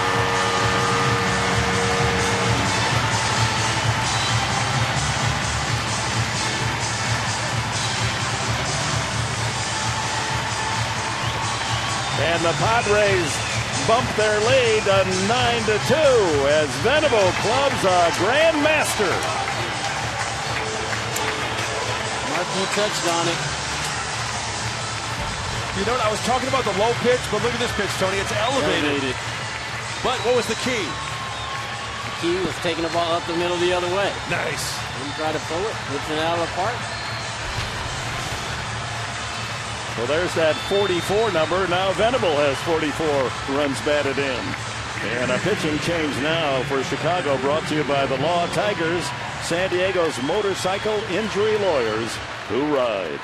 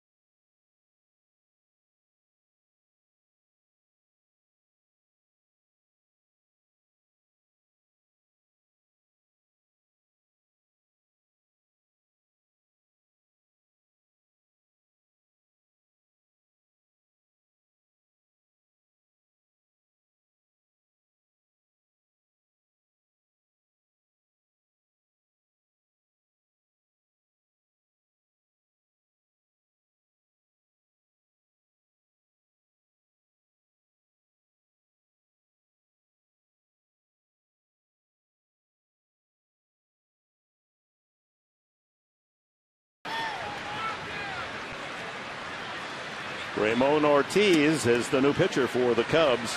Venable has cleaned up the bases with the third grand slam of the season for the Padres. A 3-run homer and a 4-run blast tonight. I don't think that's happened all season long in a game. Hundley's got the 3-run shot. And the Padres now with a handsome 9-2 lead. Venable goes the opposite field, showing his power for the grand slam. 1-2 to Hundley. So Dempster, 5 2/3 innings, 9 runs, all earned, 8 hits, 4 walks, 7 strikeouts.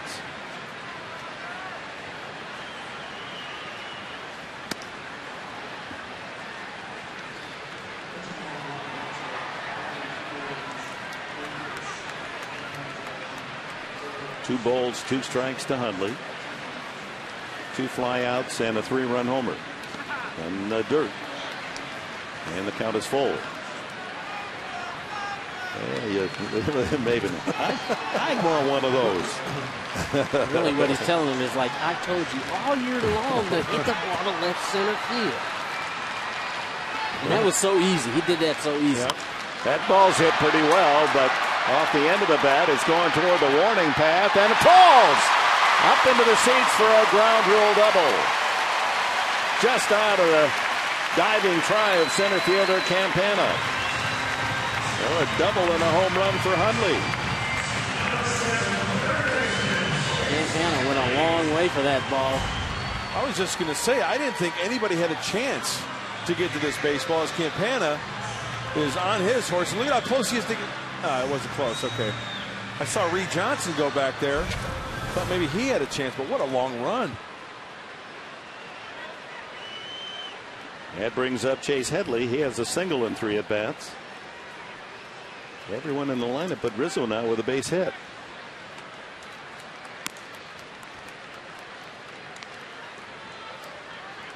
Every position, lineup position with a base hit.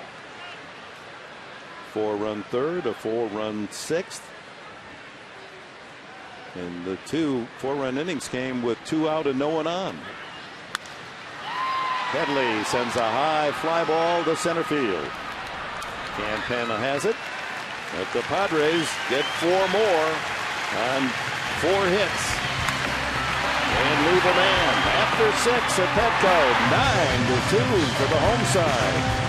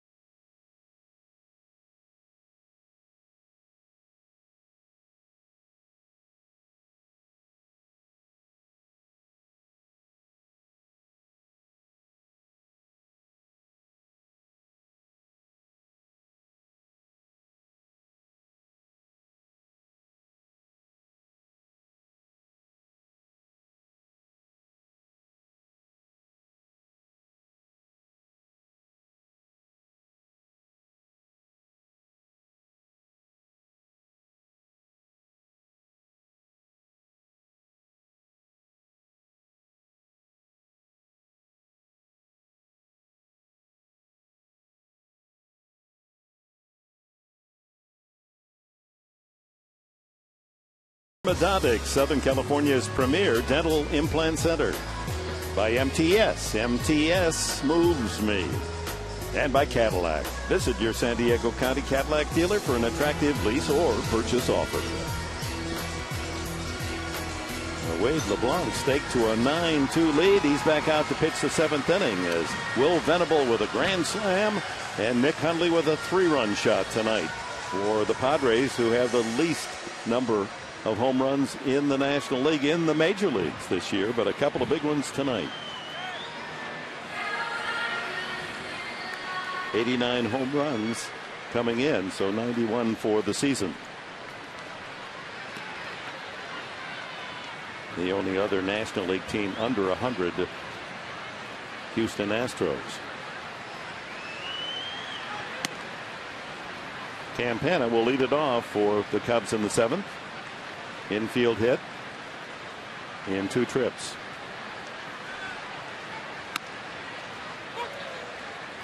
Well, Blanc's only given up 5 hits tonight, but 4 of them are by the left-handed hitters. Well, that's been a pattern all year, though, Tony. Left-handed hitters are batting .391 against him. He's going to have to.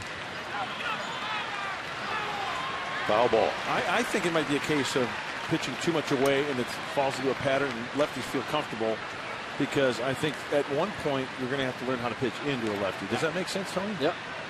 Yet right-handers hitting .248, left-handers .391. That's that soft stuff to the right. He's going down and away, painting the slider down and away, the changeup down and away, maybe the busting the slider down and into the righty. Fly ball left field. That's what you're talking about. Denorfia for the catch. Take the speed away by making him hit the ball in the air. Well, on April 25th, 2007, Jake Peavy struck out 9 Diamondbacks in a row, a check swing away from tying the major league record of 10 held by Tom Seaver. But Eric Burns was ruled to have held up on a 3-2 pitch, and the streak ended at 9 in a row. Well, he's filthy. His years here, oh man. That's 9, and the check swing would have been 10. Ground ball, foul.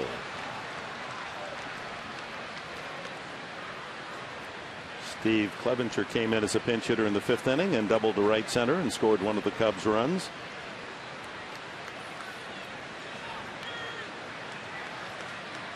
His first major league hit. You know, there's another person back at ESPN watching, and Tony, I know you know him. He was our producer the first year, Scott Hecht. Yeah. Did a great job. He passes along congratulations and hello to everybody. So Scotty and Nick Davis back in Bristol. Good eggs. 1 ball and 2 strikes. I'm glad they're back there watching us instead of watching those games in the East, you know. Yeah, why would you want to watch those games? No reason.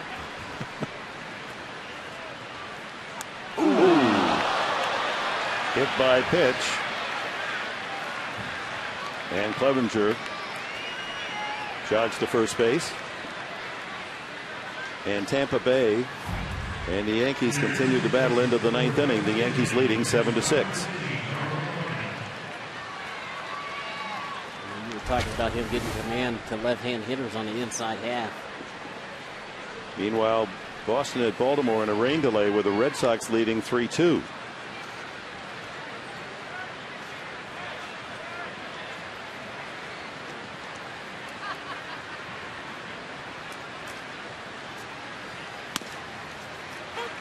That Yankee-Boston game. Let's see if Joe Girardi brings in Mariano Rivera to close that game out, or will he save him for postseason? Because he has said his job to get his team ready. This is Darwin Barney, the regular second baseman, not starting tonight, pinch hitting for Ortiz. Barney has had quite a year as a rookie out of Oregon State, 146 base hits. That's the most by a Cubs rookie since Ryne Sandberg. Sandberg 172 hits as a rookie 29 years ago. So Barney has given them, here's a kid that no one really talked much about, a solid season. 1-2. Ground ball is short. There's one. Gonzalez turns it. Double play. 6-4-3. Perino, Gonzalez to Rizzo. And the Cubs are gone in the 7th. Our final baseball anthem of the year. Take Me Out coming up.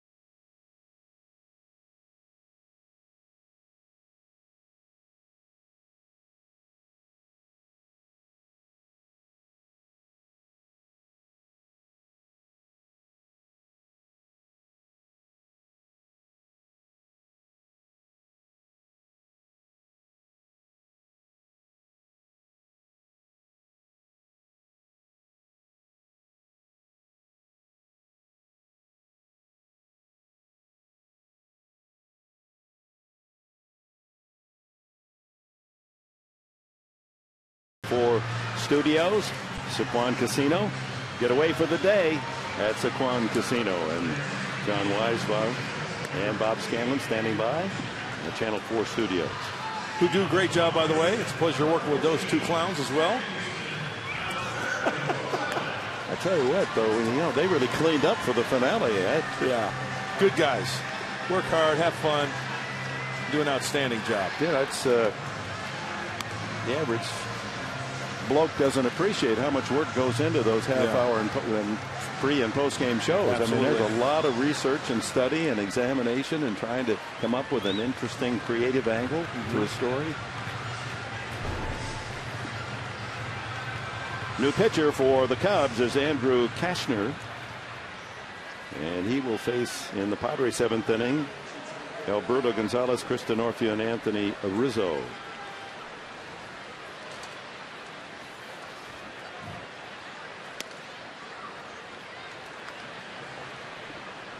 It's only his 7th game. Kashner injured most of the year. The Cubs have had their issues this year, and Carlos Zambrano being one, suspended. Randy Wells and Kashner, 2 top pitchers, both hurt. Now those 2 men will be back for next year. That'll brighten things on the north side. Over but low, and he falls behind Gonzalez 3-0. Hudson started, went 1 for 2 and scored a run. Gonzalez came in the 5th inning and struck out.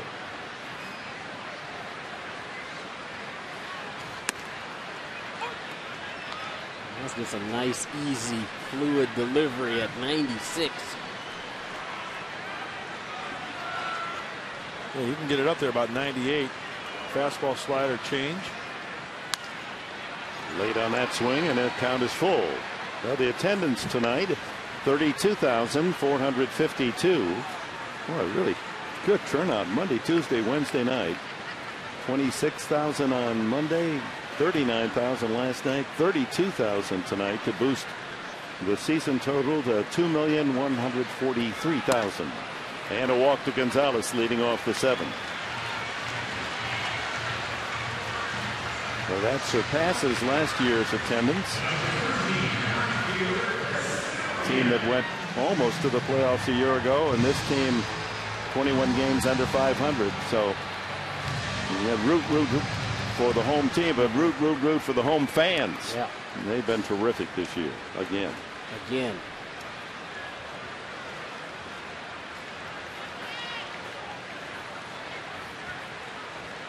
Denorfia, a single and 3 at bats. This could be 2. Castro to DeWitt to Baker. A double play for the Cubs. That'll bring up Rizzo. I just want to be here. And of course, it's, if we're ever hopeful, it's always the common theme, wait till next year. But I just want to be here when the Padres are battling, and it looks as if they're going to go into the playoffs, and we have $3 million for a year, and the ticket is really tough to get.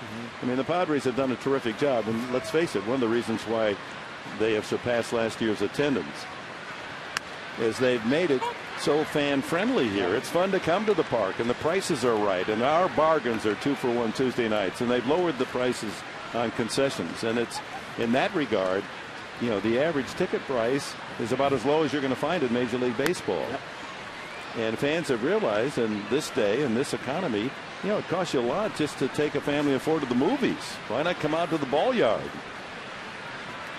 Be able to cheer for the home team. 1-1 to Rizzo. Fouls that one back. As I've always said, it's the best reality show out there, right? You never know how it's going to end up. Never know. Now you come out tonight, the Padres did something they haven't done in 161 games. A 3-run homer and the grand slam in the same game.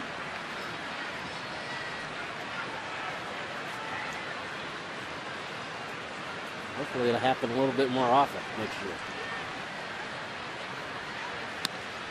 And he got him off speed, that slider. Rizzo down, and so are the Padres in the 7th. We go on to the 8th inning of Petco. Padres with a 7-run lead.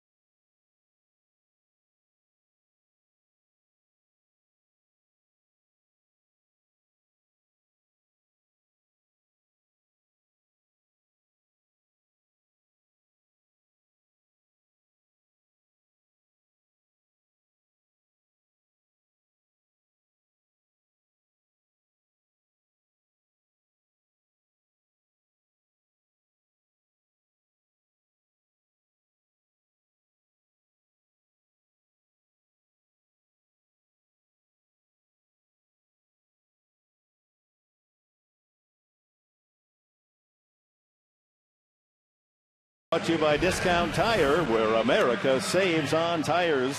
National League wild card. They're in the top of the 11th inning. The Phillies and Braves tied at 3. The Cardinals have taken care of their business, 8-0 shutout. So the Cardinals wait for the Phillies-Braves game to end. Can it be that Atlanta is folded in this final month and the Cardinals come storming from way behind? Should the Braves lose, the Cardinals are the wild card. And if they tie, if the Braves should win against the Phillies, they'll have a 1-game tiebreaker tomorrow in St. Louis.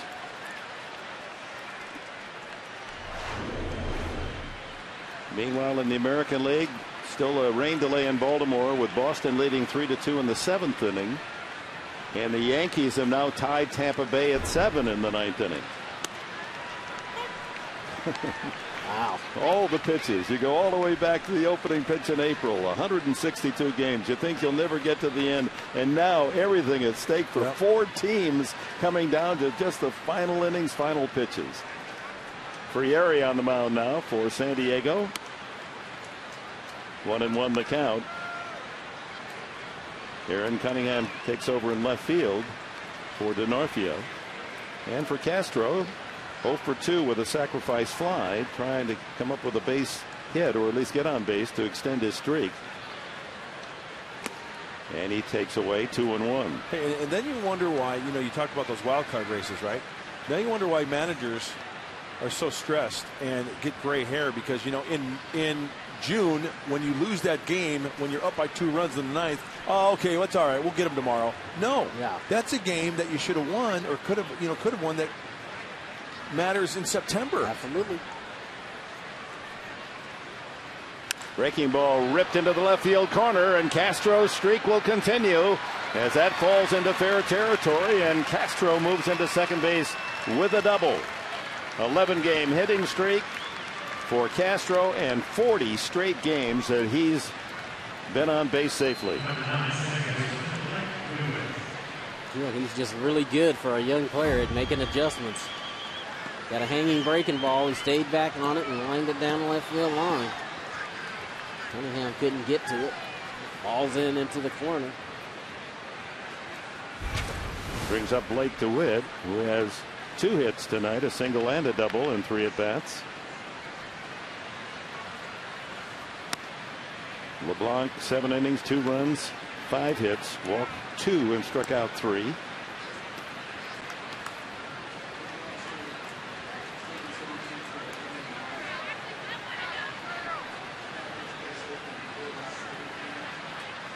Cubs trying to chip away at the 9-2 Padre lead. That's popped up on the left side into foul territory. Headley. 1 away. And DJ LeMahieu, who went in for Ramirez at third base, comes up for the first time. Ramirez was 1 for 3 tonight with a line out to left.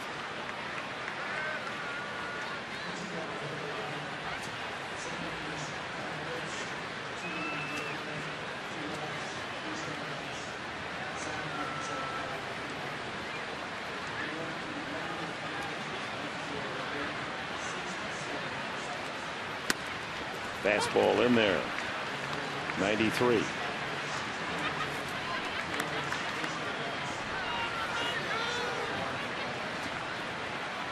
Former Bayou Tiger at LSU, the 23-year-old LeMahieu. Breaking ball in the dirt, 1-1.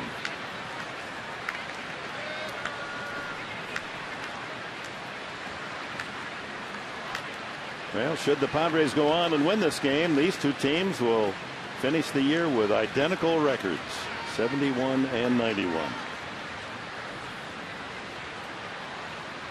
The Cubs with a payroll about 3 times that of the Padres.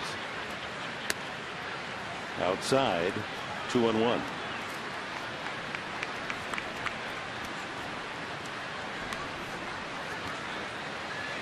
James Russell getting ready in the bullpen.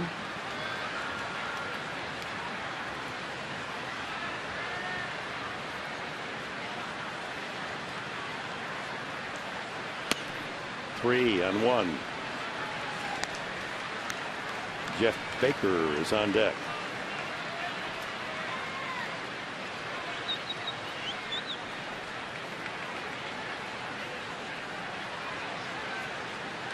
Castro with his lead, second base, 1 out. Foul back.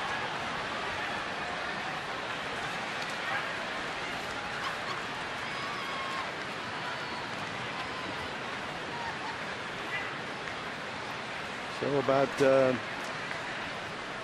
11,000 plus more fans clicked the turnstiles at Petco this year than last, with a total of 2,143,018.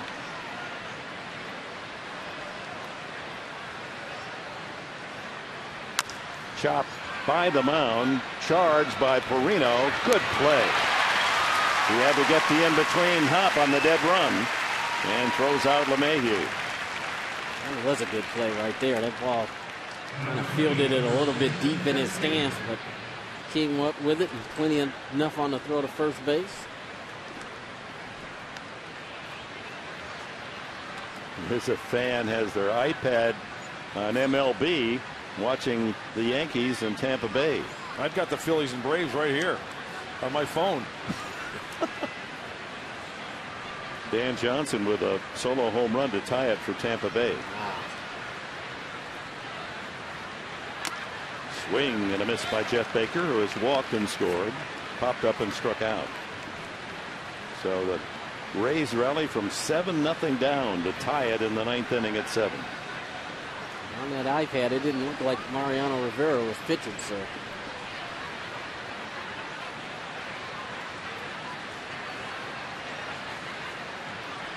Commercial break. Yep, into the inning. Unless that's a pitching change.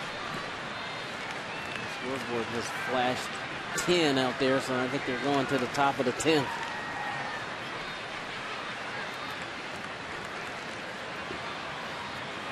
A ball and a strike to Baker. And a foul at the plate. Castro at third. 2 out here in the Cubs' 8th.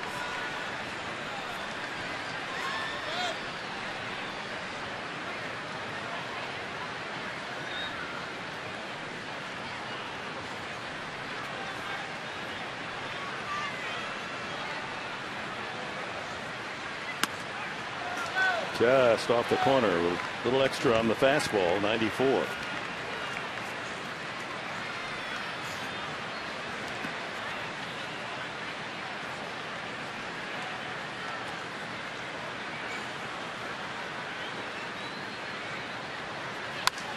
Line foul. Well, fans will take home, many of them, a souvenir on a foul ball tonight, and others will go home with one of the Padre jerseys, the shirt off the back promotion. After the game, they'll have the drawing, and fans will have one of those handsome home uniforms of the Padres as a souvenir. 2-2. Struck him out, tied him up with a fastball.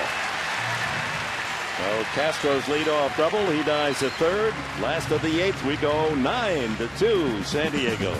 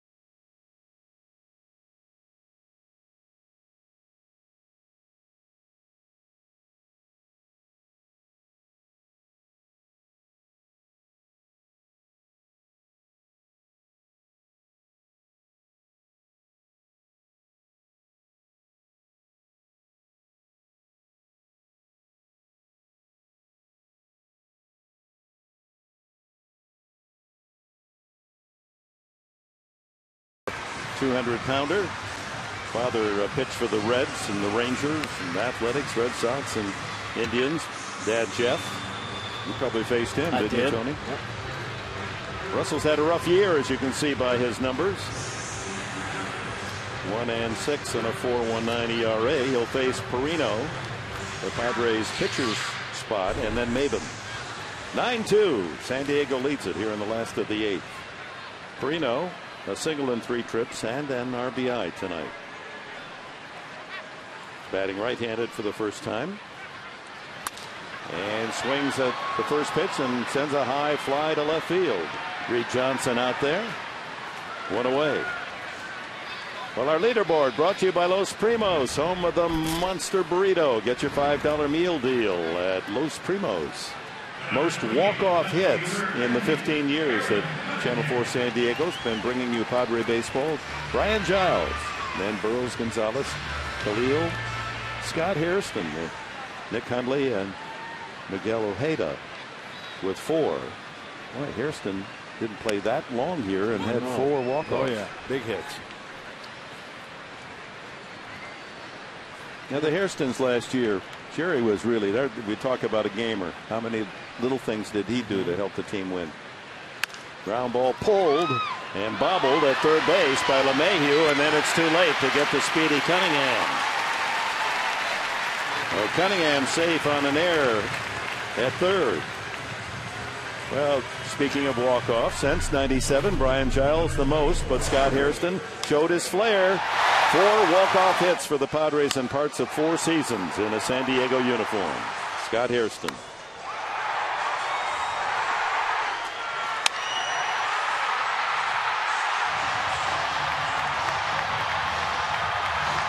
He had a 4 hits for homers.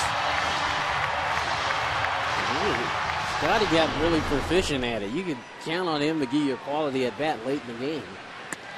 Maben got the scoring started tonight after LeBlanc had walked back in the 3rd inning off starter Ryan Dempster. He doubled down the third baseline into left field, and LeBlanc came all the way around, stumbling in to score, and then walked to Venable, and Nick Hundley hit a 403-foot 3-run homer for a 4-0 lead. The Padres got 4 more in the 8th inning on a grand slam homer by Will Venable. Venable's 9th home run of the year. Hundley also with his 9th. So Maben, Venable, Hundley, all with 9 home runs, with Ryan Ludwig would have been the home run leader, but of course traded at the deadline to Pittsburgh. High fly. He just missed that one. Boy, that is in the deep night sky and out of play. I mean, that was light tower high.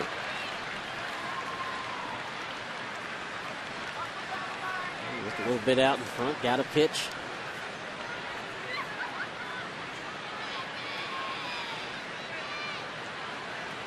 Phillies and the Braves in the 12th inning, tied at 3. Atlanta up in the bottom of the 12th.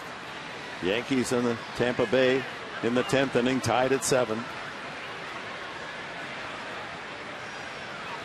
Line drive, base hit to right field.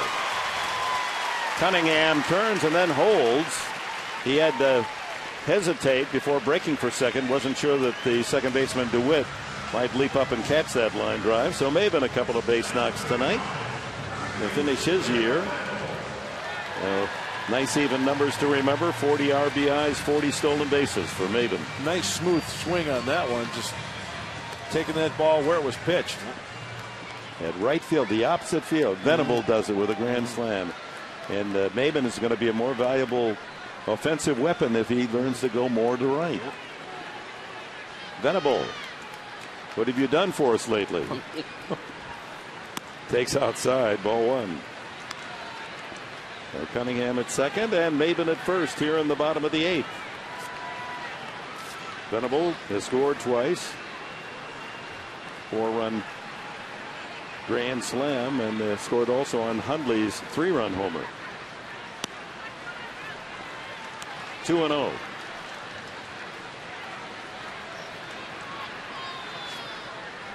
Hundley on deck.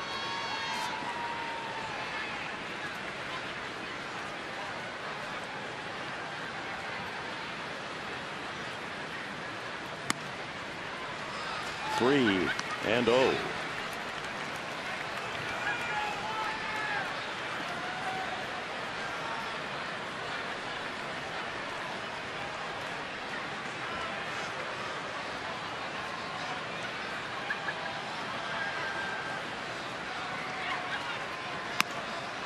That's a strike. 3-1. So currently 3 Padres at 44 RBIs to lead the team. Venable, Headley, and Guzman.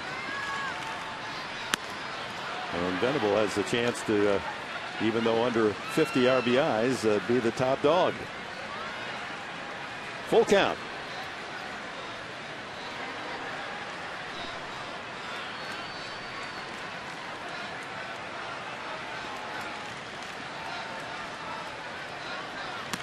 Struck him out.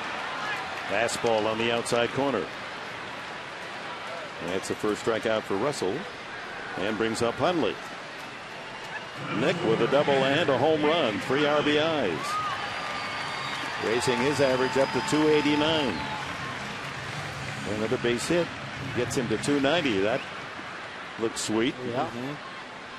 Check the final statistics of the season and lean on those for the winter time.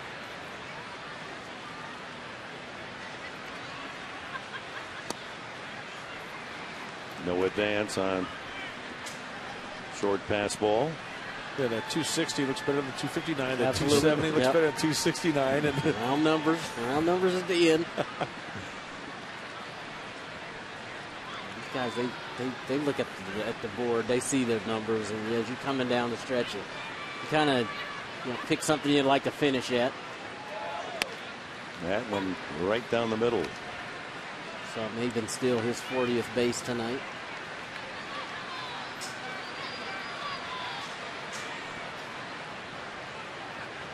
Two out, 2 on. Home half of the 8th inning. The Padres with a 9-2 lead.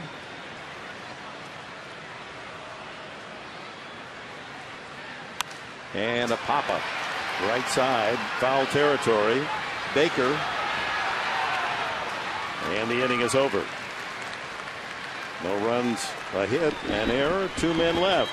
After 8 at Petco, the Padres 9, the Cubs 2.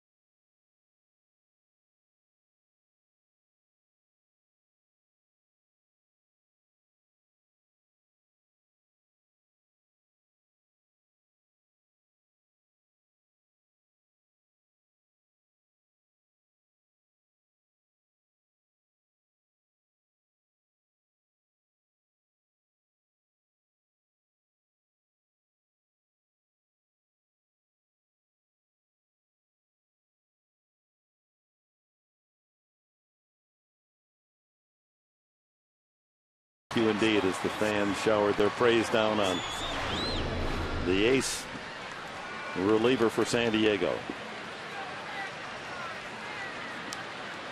Brad Brock comes in to work the 9th inning for San Diego. Reed Johnson gives away to Tyler Colvin. Colvin will pinch hit.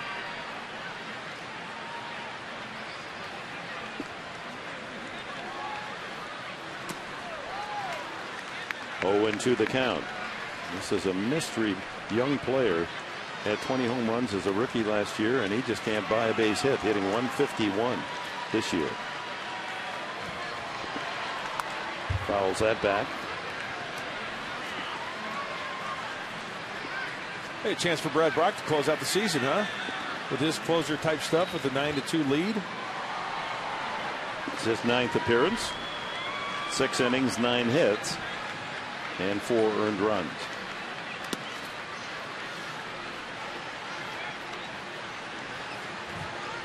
Invaluable, though. Just this 1 inning for him as he finishes his baseball year to, competed right to the final pitch, hopefully. Yep. Something to take away. And he gets him with an off-speed pitch. And Colvin strikes out on a changeup.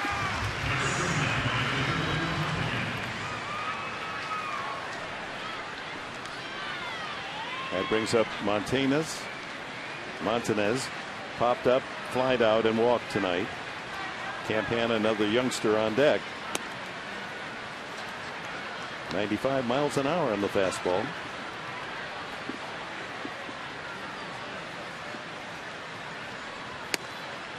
One and one. Well, there's extra incentive to stay tuned tonight after our game coverage for the Saquon post-game show, because they'll bring you up to date on those 2 wild card races, American and National League. They're in the 12th, still 3-3. Atlanta at bat against the Phils in the bottom of the 12th. High fly ball. Lazily hit to right field. Venable out there to make the catch, and there's 2 away.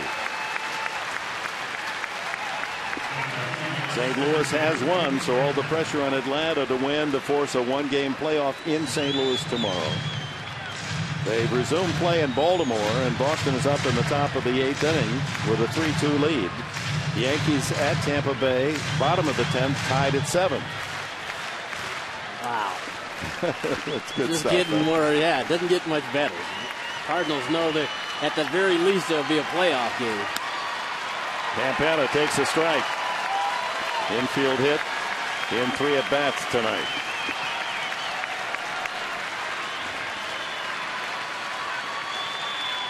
One and one.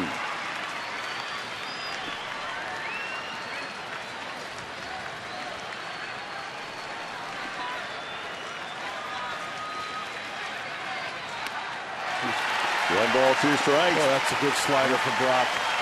He's got a darn good changeup, a slider that bites at 85, and of course that fastball around 96. Down to the final strike. The finale of 2011, and he's able to fight that one off his fist. And Campana is still alive at 1 and 2. It's a nice job by Campana. That ball, he was beat. Able to foul it off.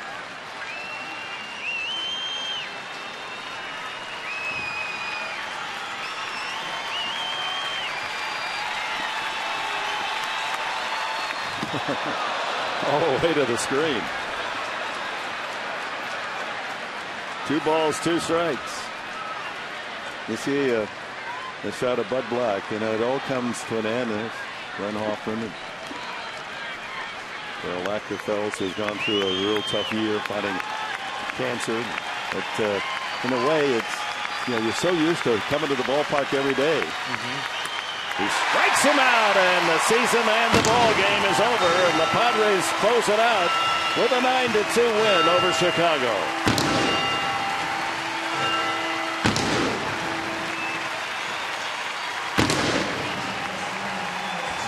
Now smiles and handshakes around for the men in the dugout of the Padres.